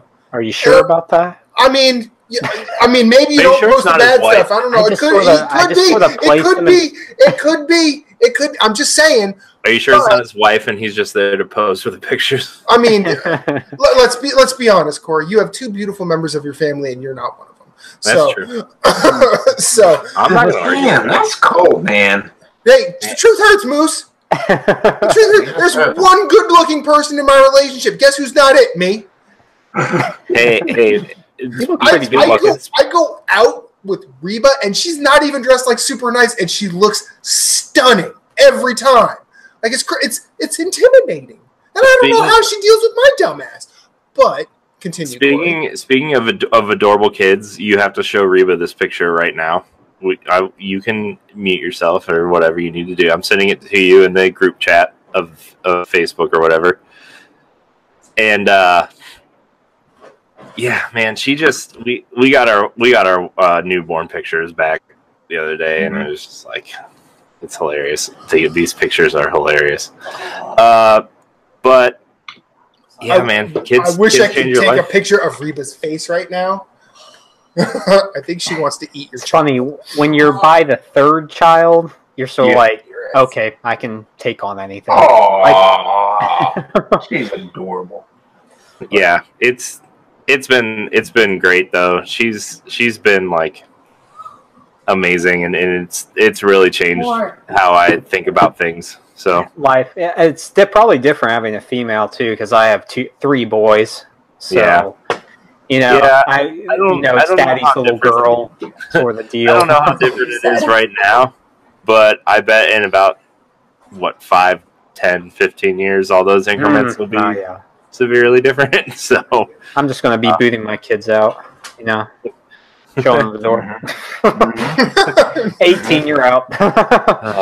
You're gonna be like that old woman in fairy tales with the broom, just sweeping them out the door. Sweep them out. Yep, get to work. So what I originally started this little soliloquy with was I wanted Josh to give Corey just a bit of parenting advice, gamer to gamer. Doesn't have to be anything like super didactic, not like a whole bunch of raise that shorty right type of stuff. Well, like just a little tip. Well, any sort of like strategies. Well, as far as gaming goes, Corey's is having a baby at the right time because of the beauty of the Switch. Because you can just take that you'll play it in handheld mode a lot more. But when the baby's just napping, you just hold the baby there, and you have your Switch right there. I mean, it's an exact I played right time for three you. matches of Fortnite last night while she was laying in my arms. It was kind of nice. See, you're already doing that. So, But man, I wish I had the Switch back then. we have this, like, we call it a boppy, but it's like one of those arm pillows that like supports your arms so you don't like drop the baby when your arms get tired or whatever. So like I just kind of like lean my arms there and like I lean back and she'll just lay on my chest while I like use the pillow to play my Switch. I've played so much Tetris and Fortnite. When Chase is 3.5 months now, but every day when I would get home from work when he was really small, he'd just be ready for a nap and he'd just lay on my stomach, just like you were talking about. And it's just something special about, like, I would always take a nap. It was just like, oh, this is great. Gives me an excuse to get a nap in, and How old's your oldest, Josh? He is 10 now. Okay, That's and then your crazy middle to is me. how old? 6. He 6, turned okay. 7 in a month. So. Oh, wow. So I'll just pretty big age difference. It is, 'cause but we weren't expecting Jace actually at all. He's Okay. sort of like miracle child. Right. So Well, yeah. I mean, guest, what are you playing?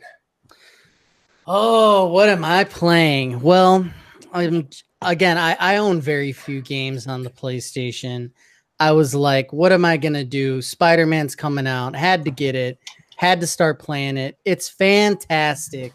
I'm all about that Spider-Man right now. It's just extremely fluid. The combat is just so deep if you want it to be. I feel powerful. I feel like the controls are manageable at the same time. Of course, it's beautiful graphically, and it's just a true achievement. I'm blown away. And again, hypocrite, you're right. I wanted to beat up on Pony's PlayStation again, back on Nintendo when they didn't have the Switch, and I just jump on the bandwagon. They call me Antonio the Bandwagon Diva Gian. That's my name. It's Bandwagon Tonio. Yeah, I mean, other than PlayStation, Into the Breach is my other addiction right now. So good. I waited when it released on PC. It's went on the Switch is like that stealth launch. It's like, hey, we're doing this. I mean, amazing game. And I think you're going to talk about it a little later. But yeah, Into the Breach and Spider-Man, amazing games. That's what I'm playing. Moose, what are you playing? Oh, hell of a lot of Spider-Man. You took the day off for it, didn't you? I did.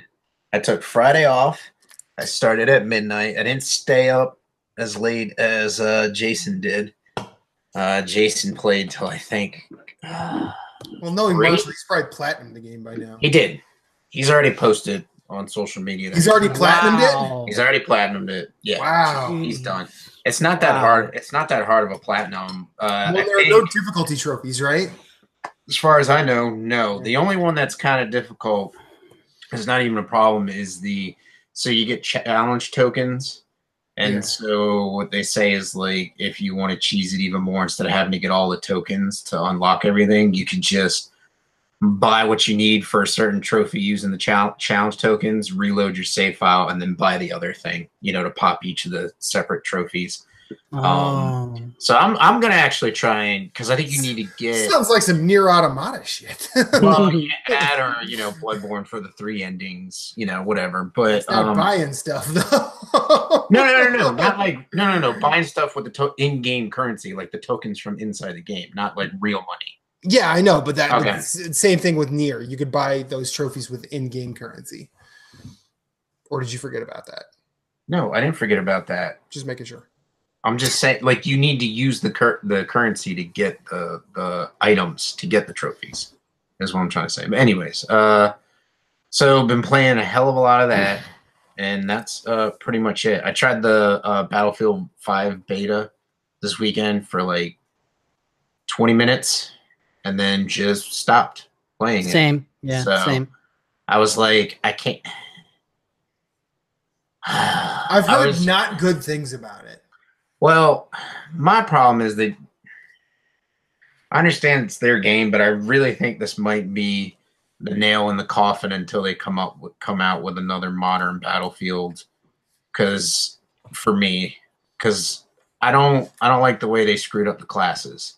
I like the way the classes were in Battlefield 3 and Battlefield 4, and then Battlefield 5 came along, and they were like, "Oh, we're going to change the assault class to where they're not quote unquote the medic," because now there's like, it's just really weird. They kind of like. Because there was like there's the assault where they're calling like a warrior a paladin, or they're moving everything around. It's just weird, yeah. So like now the medic is his own class, and his weapons to me are like shit, like they're really shitty. And then the assault has a lot of heavy stuff, and then they don't have the engineer anymore, which I love the engineer. And so it's almost like the assault like. They split out the medic, like the healing, just to be a medic, and then the assault and the engineer just became like one class. And I don't like that. I like the engineer. It's probably also mainly because the engineer was a lot of like stingers. They were the only ones that could use stingers and rocket launchers and stuff like that in Battlefield 3.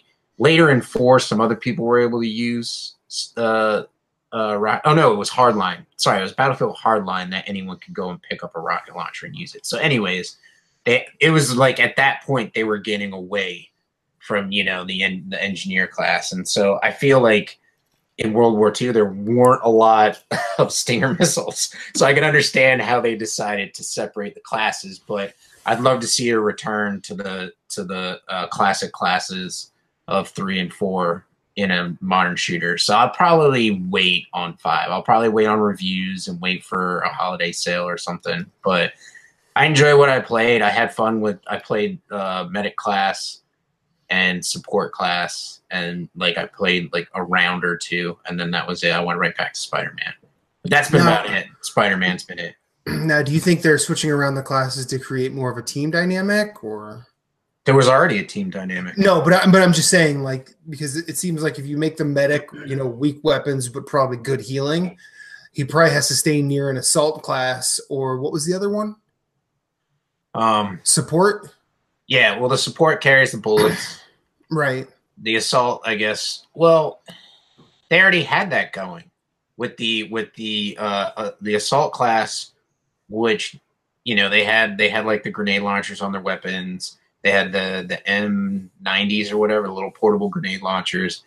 But they were the guys that had the healing packs. And then you could work with the support guys. So you'd heal the support, and the support would give you your bullets. And then the engineer would be like, oh, hey, we got a tank, or we got, aerial coming in. I'll help take them down. And then you had your snipers spotting people as you were moving down the battlefield. So it already had a really good team dynamic. I feel that they just changed that dynamic for the time. Because like I was saying, like engineer, there were some of that stuff back then, but it was like really early on. Like it was like, almost like rocks, Well, instead of like the rocket launcher, the engineer is carrying around that mortar. Yeah, right, exactly. So I think they did. I think for what the game is, it's cool that they did it. But I'd like, if they come back to like modern times, I'd love to see them bring back the regular classes, the traditional classes. Did you play Battlefield 1? Yes, I did, and played it to completion, right, for your challenge. I did. I beat the game. Didn't platinum it. I didn't take the time to platinum it, which I probably could next year. But I didn't like that one. So I'll have to say 4 is my favorite, even though how glitchy of a launch it had. I loved 3, played 3, and that's what made me buy 4. I bought 4 twice because I bought it on my 360, and then when I bought a PS4, I bought it again because it was on sale, and I heard that they did a better job of fixing the PS4 or the current gen consoles instead of last gens. And so I bought it again, and there were no issues. I had no issues playing it, and I loved it. And then when I bought Battlefield 1, I always, when I played the Battlefield games, I never had an issue getting the pendulum to swing the other way. Like I could start a match and be away from playing it for like 3 months, and then maybe I'll be like, all right, I'm playing Battlefield tonight, and like 2 or 3 matches in, I can get more wins than I have, or kills than I have deaths. But with Battlefield 1, I never felt I could do that. I always felt I also feel like it kind of was like the packs that you could buy and stuff. Like I felt that kind of cheapened it because like I was always getting killed by guys who were able to unlock stuff, and it's just like I'll never be able. Like I've seen where I got what I got to do to get that weapon, and I don't play nearly enough to get that weapon, and so I just feel like it was cheap. It kind of cheapened the experience for me, and I didn't like it at all. And I just I felt like there was more lag to the game. Because, like, even me, Captain Canada, Matt Phillips, and our friend Dominic, we would play together and would be like, do you not feel like you should be winning some of these battles and we're losing them? And they're like, yeah. Like, they were even noticing it. Like, when I asked them, they noticed it. And it was just, I don't know, it was a weird experience. So I had a hard time sticking with the game. Like, I would pick it up every once in a while to play with them. But, yeah. Battlefield 4 was excellent. I think as soon as they made the decision to, with the time, jump back, go to World War I, World War II, even Battlefield 1, I liked the visuals. I liked the slow, methodical, like gameplay. It slowed things down completely. But in the time jump, the unlock system, like you mentioned, is completely broken because there's less that you can do and customize the weapons for. So they slowly unlock, like maybe there's a dozen things you can put on this one gun, and that's like it. Battlefield 4, it's all modern, so it's like you want this scope, you want that, this stock. So they try to like toe the line there. I did like 1 though, and I played the medic class, and I think you're exactly right. I played the 5 beta. Everything's all messed up. I read a Kotaku opinion breakdown of the beta, and there's like severely limited ammo.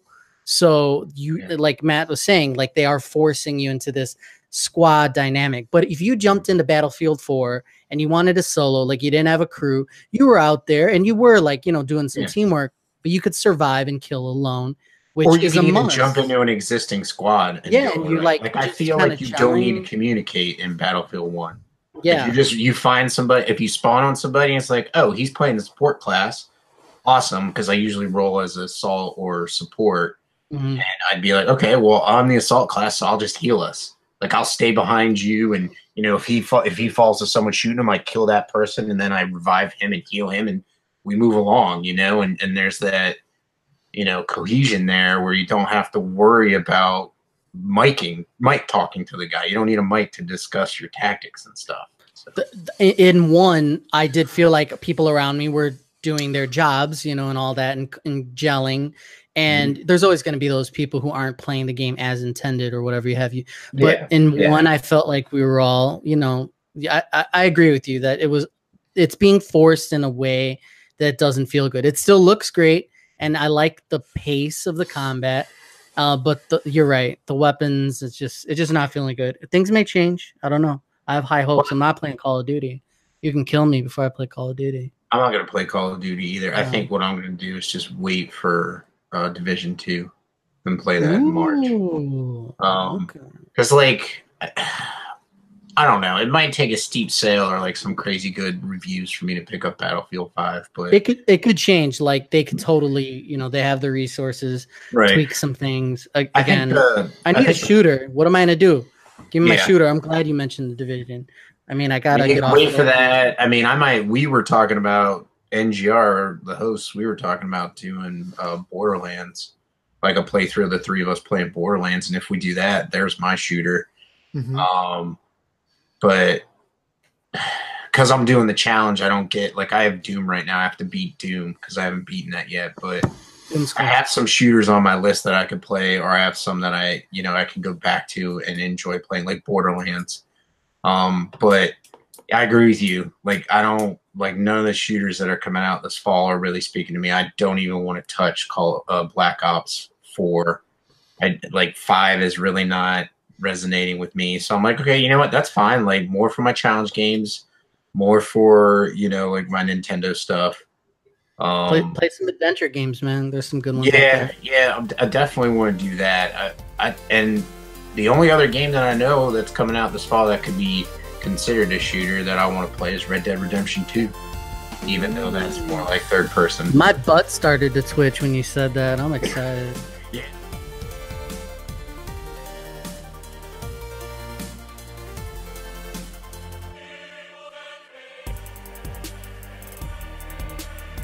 continuing the emotion train, Ashley Davidson.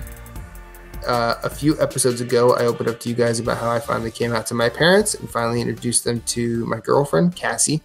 And I both want to thank you for giving us not only entertainment and joy every week, but the genuine, real people you are, and giving us the strength to be who we really are. We love you and wish you all the success and love. Yeah, that email in particular always sticks out. The first one she sent about it's. I mean, I think that's going to be one we maybe talk about, you know, if we're still doing the show years from now. Like, I think that's one that's still going to stick out. You know, it's yeah. You know, I couldn't imagine being in her situation. You know, as a straight white male. You know, I mean, up until pretty recently, it's to be fair, it's been an easy ride for people like us. You know, like, I mean, even in a lot of places in the Midwest, it's still is. So I mean, like, I think predominantly it's still an easy ride. It just depends on how much you take advantage of it. And I think the people that are taking the most advantage of it are feeling the most pain right now because they're being called to task for acting shitty. Mm-hmm. Yeah. And I try to just not be shitty.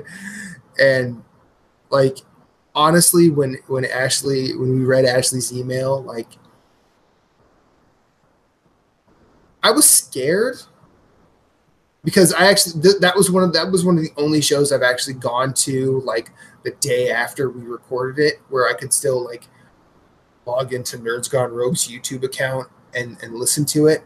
And I basically skipped over. I listened to that part like 4 or 5 times. I'm like, I hope to God I did this right. Like, and I'm not, maybe doing it right is the wrong thing, but like, I wanted to make sure that like I didn't just say, I wanted to be as empathetic and sympathetic and validating as I could. And that's the one thing I'm always scared of, because working in healthcare the way I do, I see a lot of patients with a lot of issues, and a lot of the time, I feel like the real hack to that is just listening, because I'll see it on behalf of doctors, nurses, my coworkers, like, and even the patients themselves. Like, there will be situations where it just seems like no one's really listening to the other side, and I wanted to make sure that we didn't give Ashley advice per se, but because none of us are qualified to do that, but also like we let her know that she's one of us. Like, like it's not about who she wants to be with or who she loves. Like, you are a person, and everything you have is important. Yeah, everything you are is important, and I don't know if I know the best ways to execute that, but I want to make sure that. Yeah, I mean, it's that line where, like, we want to be super supportive of you, and like the way we say things, we don't want to like cross a line, or like like we also, like, if we say something wrong, we don't want to offend you either, but like we're supportive of your life choices and who you are and what you're becoming. And that was a big step when she said that. Like, that's a huge step, and I'm extremely proud of you for doing that. It's like I don't know where Ashley Davidson is in the world, but if I ever end up in the same city, I want to take her and her girlfriend out for a drink. Let's see. I think I still have that email. I saved it because it was really important. You know, Yeah. I'm going to try to find it here because she said where she was from. I think it was somewhere in the South, but maybe I'm mistaken. I want to say Alabama, but yeah, like I would go through Alabama to hang out with her and just say, you know what, you are awesome. Yeah, she is from Alabama. You are correct, sir. Oh, okay. Good job, Matt. But yeah, because we live in weirdly shitty times, and also true. There's even though there's no one.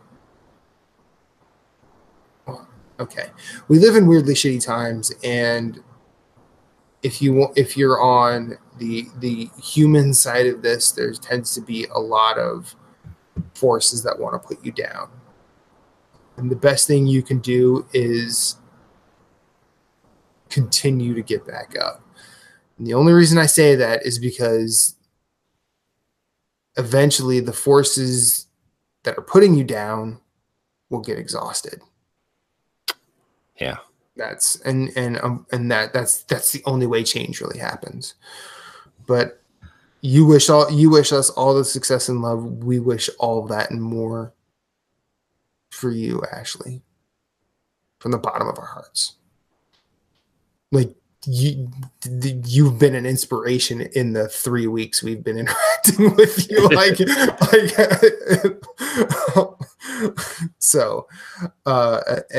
So thank you, Ashley. Thank you for supporting us, and we will forever support you. Casey McHale. Hey guys, I just want to reiterate what I said a few weeks ago when I wrote in, not knowing it would create a wave of fans feeling the same thing, but thank you for everything you do. Yeah, Nerds Gone Rogue, Platinum, and Pow Block have gotten me through more tough times than I really care about. I really appreciate how genuine and fun you all are, and it brings me joy and laughter even in the toughest times. You really, really don't know the positive impact you have on people. Love you all, and thank you for everything, Casey.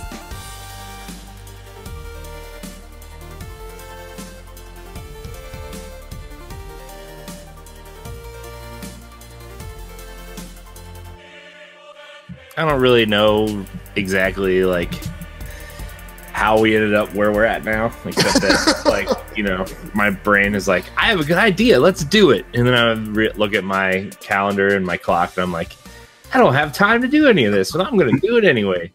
Matt, you fell asleep during Destiny. Let's do a podcast. Yeah, kind of.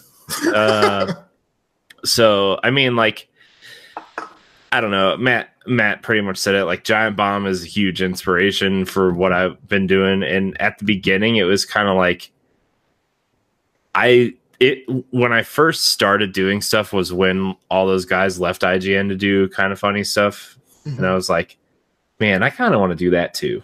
You know, like I had always thought about doing it. And at one point I wanted to do it. And then things just kind of happened and life happened and just kind of moved away from it. You know, like, oh, well, this hobby is going to be really expensive and whatever. And then I was just like, you know what, I'm going to do it. And so I started writing and I was like, well, I need somebody to do a podcast with. And then the DNA stuff happened and, you know, then this happened. And then we kind of spun this out of DNA and then DNA stopped. And then we kind of formed our own little group here. And it became more of like, I just want to talk about games and do a show that we want to do instead of like being the news guys, because people always talk news. Now, granted, we have 3 shows all about the news of the game stuff, but it's like, you know, we have personalities that make those shows unique. You know, I was searching for PlayStation podcasts on iTunes the other day, and guess what? Nerds Gone Platinum, when you search PlayStation podcasts, is on the list of top PlayStation podcasts now.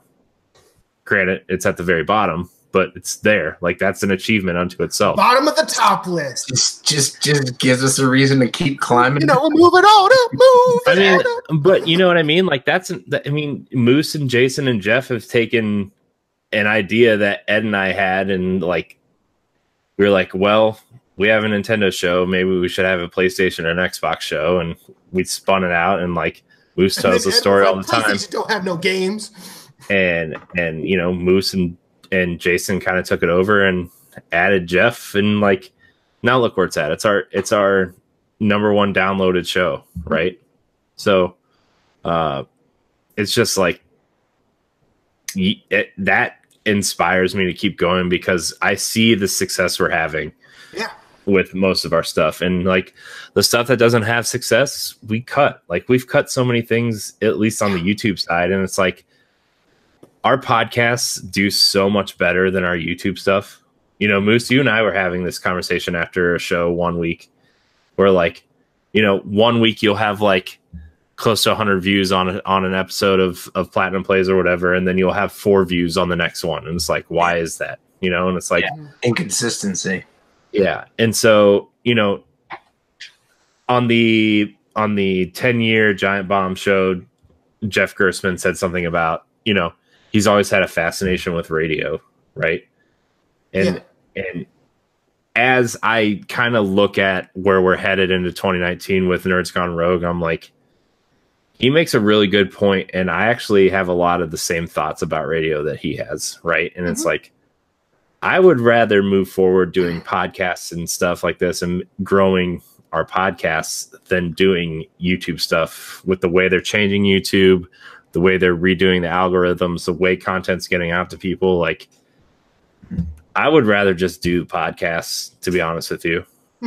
And, you know, I mean, Pod and Play's pretty successful for us.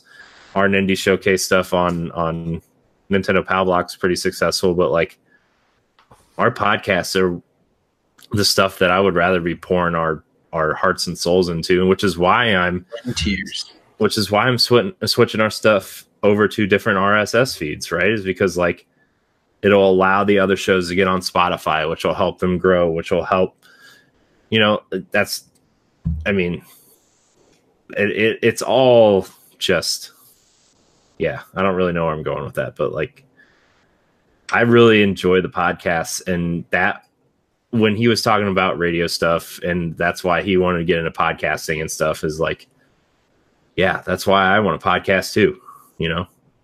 So. Yeah. Yeah. And that's why I took a radio class in high school and ended up on the radio for 4 years. Like I've always been fascinated with that. I think that's a cool thing. Yeah. And like I've been listening to, like, for a few years I've been listening to a lot of, when I'm in my car or working or whatever, besides podcasts. Like I listen to a lot of podcasts, but I also listen to a lot of like sports talk radio, which is also something I thought about podcasting about instead of video games for a while, was like Cleveland sports and stuff. Because there's not really any, I mean, there's a few, but there's not really any popular Cleveland sports podcasts, right? So, I mean, there's like Cleveland Browns Daily and Cavs Fifth Quarter and whatnot, but those are like official radio station style podcasts, right? They're not like just fan based. The only amateur, the most popular fan based podcast around here is called The Curse, and they started in like 2014, right? Because Cleveland hadn't won a championship in anything since like the 40s or whatever, right? And like it's a good podcast, but it's like the only one. So I don't know, but I actually really enjoy talking about video games a lot more than sports for this long period of time.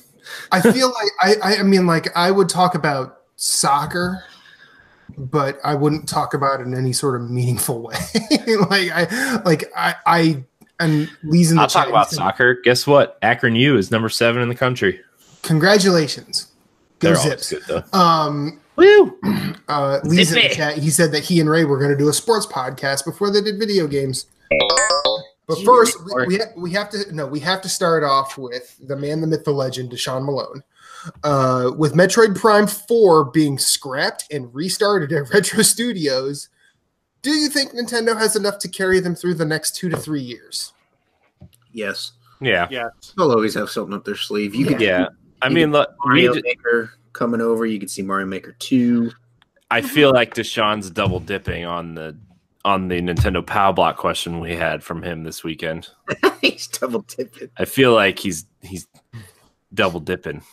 So Hey man, we did honest, buddy. He's earned it as far as I'm concerned. We did have a discussion on Power Block about this. Like, we were also talking about tentpole games and complementary games, and I think Nintendo has a ton of complementary games this year with Yoshi and Fire Emblem,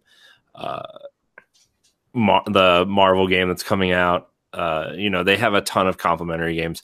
Their 2 tentpoles right now seem to be coming out really close to each other. It looks like Animal Crossing and Pokemon, because I think they're going to want to put that out in fall so they can get everybody excited for the Christmas stuff that they're going to. Because I see Animal Crossing to be their next quote unquote games as a service, where they kind of update it to be whatever. Plus, right now, I fell down a really deep Reddit rabbit hole on the toilet the other day about the games that are rumored to be coming out. I don't know why I had to include Reddit rabbit hole on the toilet. That evokes some images. Let me tell you. Yeah. You ever seen the movie Train Spotting? It was really hot and steamy too, because I was getting ready to get in the shower and I decided to, That's sexy stuff right there. there. It is. I just want everybody to get that image in their head. I had that seared right there in my frontal cortex. You should change your mood lighting to reflect how you feel about that. Okay, how about Alexa, change the lights to red there. Bow chicka bow plop. Yeah. Now he looks like a DJ at a strip club. Coming up next, it's Cinnamon. Give a hand for Cinnamon. But right now, the big kind of titles that are rumored, Mario Maker 2.0 is a big one. Metroid Prime HD Trilogy has been all but finished and ready to release when the time is right.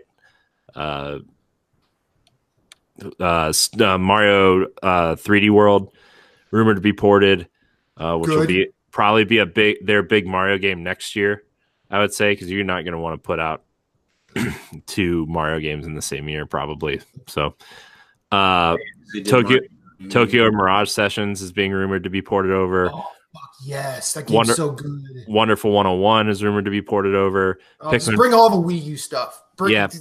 Pikmin 4 is in development.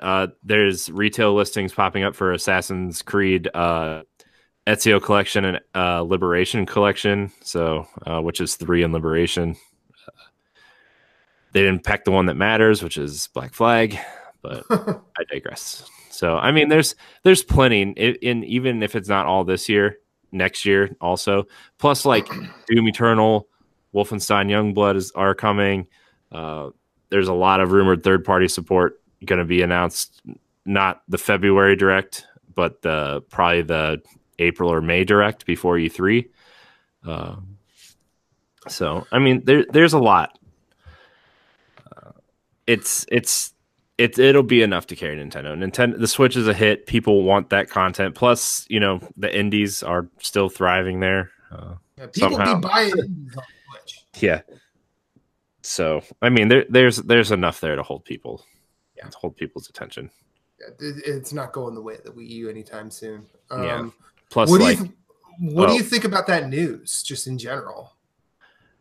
Honestly, with how they were talking about how the rumors of how it was being developed, I'm so happy they scrapped it, because like they were doing this ad hoc development thing where one studio was developing assets, one studio was developing gameplay, one was doing level design, and then one studio was kind of putting it all together to see how it fit. And it just seemed like a hot mess of a development cycle. So they retro pitched it to them when they found out this game was in trouble, and Nintendo liked what they had to say, and they were just like, you know what, we're just going to scrap it. And that the Metroid HD trilogy was supposed to be announced at the Game Awards. They've all but confirmed it, right? And it's done and ready to go when the time is right. But A lot of people. It just seems like 10 years too late. Like, because everyone was clamoring for Retro to be working on a Metroid game 10 years ago, but we got another Donkey Kong game. Yeah, but it's. I'm just saying. I know. And you know what? If they put out the HD trilogy, like I think that'll bring a lot of people back in and get them excited for it. You know, that seems to be a industry trend these days. But also that Star Fox racing game that Retro was rumored to be working on, the Star Fox Grand Prix, is also all but done. It's just being polished, and they've moved on to Metroid now. So there's that small team that's polishing it. It was supposed to be announced at E3 last year, but they felt there was too much going on, and they just didn't announce it. So I expect to see that game in August, to be honest with you. Announced in June and released in August, which is actually a really cool idea for Star Fox. Yeah, I like that idea. Yeah, it's going to be more like a Diddy Kong Racing style Star Fox game than normal Star Fox or Mario Kart. So I mean, space racing would be fun. Flying racing would be fun. Mostly anything to add? Plus, if I could just shoot Slippy with a bomb. Yeah, fuck Slippy. Puts a bow on that cake. So. Oh, the other big game that's rumored to be this year too is Mario plus Rabbids 2. So, because Ubisoft wants to put out at least one game on the Switch every year, besides Just Dance. Okay, I was gonna say they're doing that already. Moose, Lee, any thoughts on Moose Metroid? I know it's weird. I'm saying one person's full name, but actually I'm addressing two people. It's weird. I mean, if they had to do it, they had to do it. So I think they were prepared to do so. Yeah. Otherwise, they would not have done something that, I don't want to say drastic, but it's pretty big how they pushed it out like that. I mean, if you had to, you had to. Only because I would want them to delay it for the sake of the game itself, in order to provide us with something that we would all enjoy. I don't want a half-assed Metroid, because I've wanted a good Metroid games don't sell. What are you going to do with a half-assed one? Right. Yeah. So that's pretty much. I mean, that's pretty much it for me. Yeah, I echo all that. Next question. I mean, I just to echo Lee's point, like this doesn't seem like we're scrambling for sales maneuver. No. This isn't EA, canceling a Star Wars game so we can get one out quicker. This is effed up, and we should have went to them in the first place. And the thing too is, like, Nintendo came out and addressed everybody directly too, which was a good move, instead of people just finding out randomly that, they canceled one Metroid project to move it to another studio. That was a good move on Nintendo to come out directly and say it themselves. Well, you think people would, developers and publishers and would realize that. Just have, open, honest conversations with your customers, and you'd be fine. In all honesty, if I know EA pushed out Mass Effect Andromeda because they needed to get it out and make some sales, but if they would have came out and said, listen, 18 months ago we scrapped the game because it was not up to our standards. It's not up to our standards now. We have to go more time. I would have been like, fine. That game would have got shit on way less if they would have took the time to actually develop the game properly, instead of putting that development team behind the 8 ball and being like, you have 18 months to make this game from scratch. Now, I will say, I think they did a pretty damn good job for developing in 18 months. Was it the best? Yeah. It could have been a lot better, but it could have been a lot worse. Yeah. Plus, they moved that game from. Could have been Orc Slayer. Plus, they moved. Not only did they redevelop that game in 18 months, but they moved all the assets from Unreal to Frostbite, which was probably awful. That's probably most of the heavy lifting right there. Anyways, yeah. So I think it's a good idea. The original concept for Mass Effect Andromeda sounded really cool, though. It's going to be more of like a No Man's Sky than the Mass Effect game. It was going to be about exploration and resource harvesting and base building than like Mass Effect.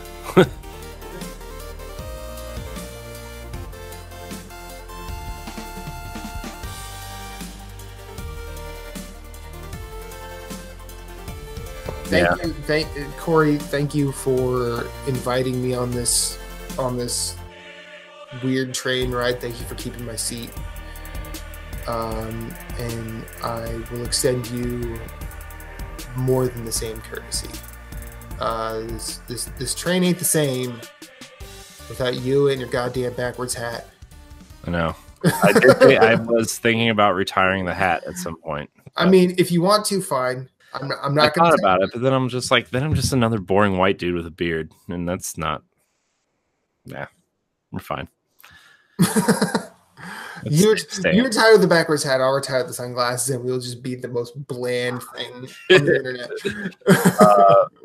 Before we do get out of here, though, like, I mean, yeah, you and I started this thing, but I don't think this whole channel and this whole thing could exist without, you know, everybody else who. Of course not. I hadn't gotten to that part, but I know. I was trying to make a smooth transition, and I stumbled real hard. You stomped on my stuff and tripped. It's like those people who sprint real fast and trip over the air.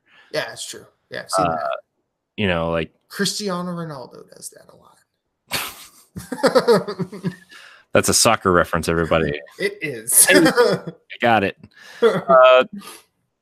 I mean, on my side at least, I like adding, like, Ed and I have built something with PAL Block and then moving into Arsenal X2, right? But like adding Jesse to in that dynamic, like that, those shows would not be where they were at without them.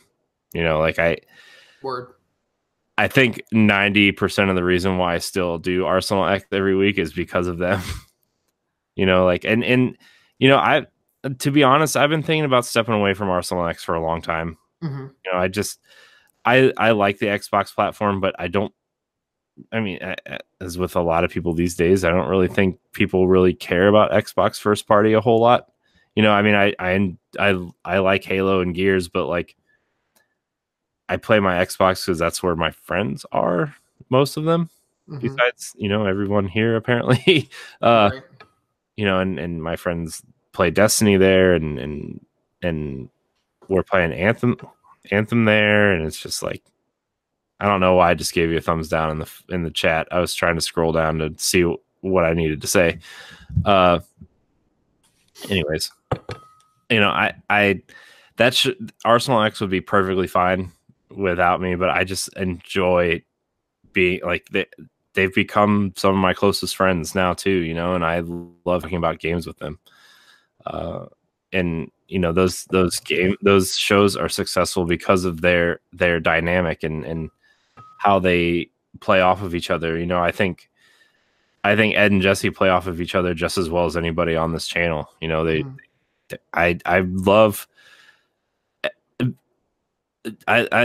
how eccentric Ed can be, and then Jesse just grounds him with his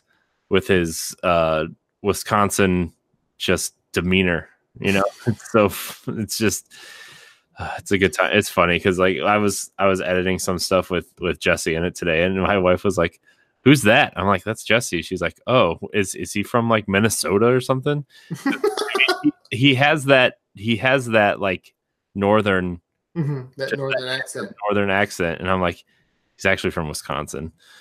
And she like started laughing. She's like, I've never heard anybody talk like that before in real life. I'm like, well, you clearly don't watch us. You clearly get enough of me outside to watch.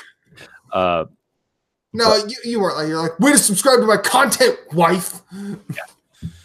Yeah. Yeah, as Matt says that as he's like our 100th subscriber on NGR. Yeah, good one. 99% of the time, it works every time.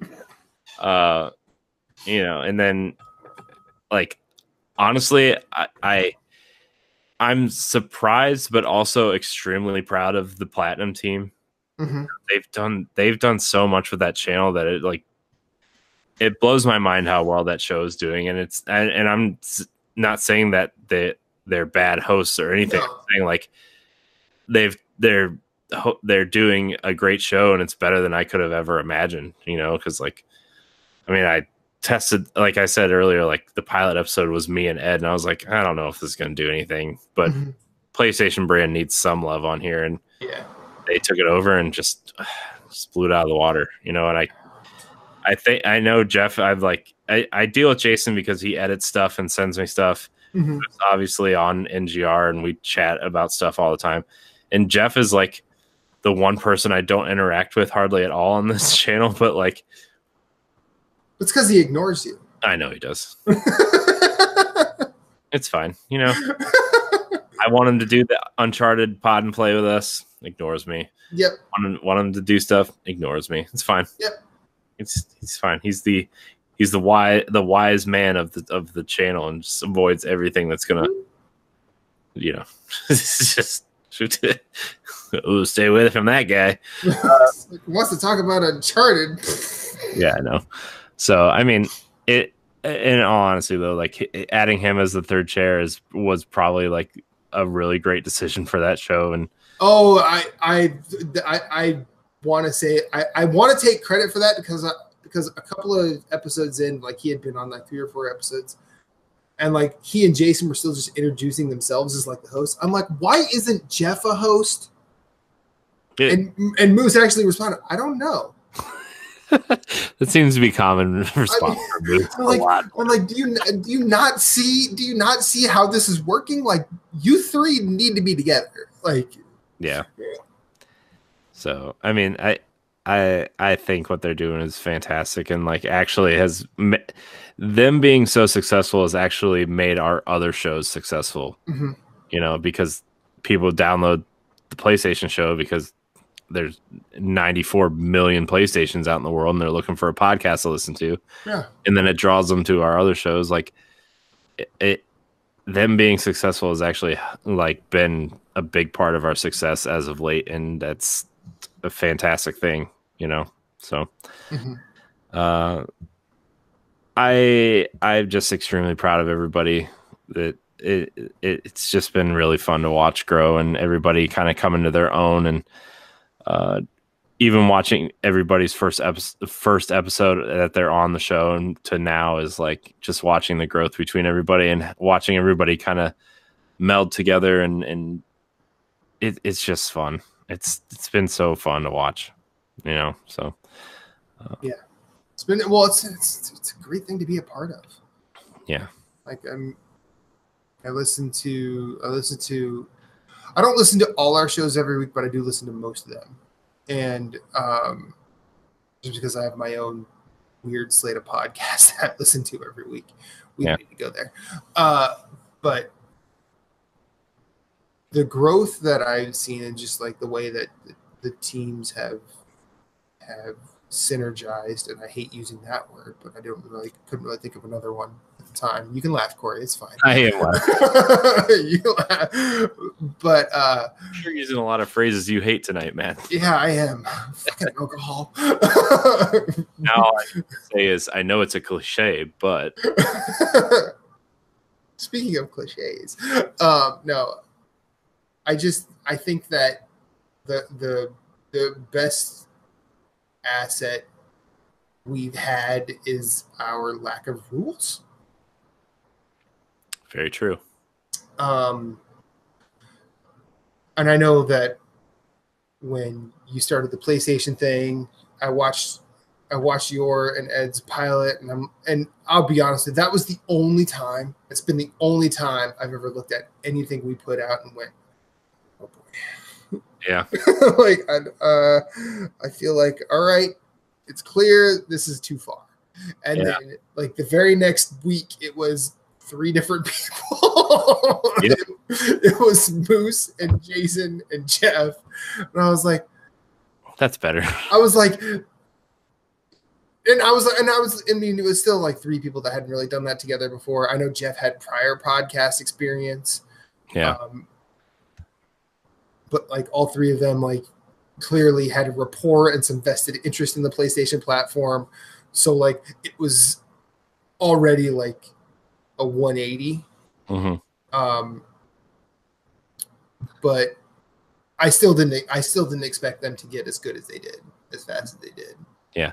See, Matt, that's my plan though. Is like I start something, and I think it's a really good idea, and then I just find people to do it for me. Well, you can't do this. You can't do that with this. I know. Because if you're leaving, I'm leaving. No, I'm just gonna get like one of those body pillows, and up like me, and then put an iPad where the face goes with a big picture of me, and then you'll never know. It'll be your Facebook picture with you and Riley just. Yeah. But no, we are very lucky to have good people and cool people doing what they do here. It's become a small family, if you will, to use a cliche, and I hate using cliches, but no, I'm just saying. I'm just kidding. Things a little bit, Corey, just a little bit. No, I'm just saying, like this little group has become like a family to work with, and it's been really fun. So, yeah, I mean, it's Nerds Gone Rogue is continuing on in a garbage truck on fire sort of way, and we'll just go until it burns out, I guess, and whatever happens, we will. And then from there, we'll walk. Yeah, that's right. Some of us might need drugged to the finish line, but we'll get there. There's a finish line? No, there's not. Yeah, death. Awesome. Yeah. See you on the other side, Corey. Yeah. We'll be podcasting from hell. Yeah. Yeah. No, Satan, you can't be on this show. No. But I want to talk about Doom. No. Oh man. Well, what Matt, do you say? We should get out of here. Yeah, we should. I mean, yeah, it's probably a good idea. People are probably tired of listening to us ramble. Yeah. All right. So continue checking us out on Nerds Gone Rogue. It's been a time, and it will continue to be a time. Thank you all for hanging out. Corey, thanks for starting this shit. Thanks for sitting in my. You're like the Sean Connery to my Indiana Jones. And you're the Sean Connery when we're in the. True. Okay, that's fair. I'll be the Bond sidekick to your. You're Sean riding. Connery. You're driving the motorcycle, and I'll sit in the little sidecar with my little briefcase and umbrella. And then you ask me where we're going, and I'll be like, I wrote it in my diary so I wouldn't have to remember. Man. The mantra of this show. Except we don't write anything down. We still don't remember. I write it down somewhere. Like honestly, I have to buy a new notebook every time I have to write something down because I don't remember where I leave my notebooks. You should write down where you left it. Leaving this here. Where did I leave it? Oh, I wrote it in that notebook where it's at.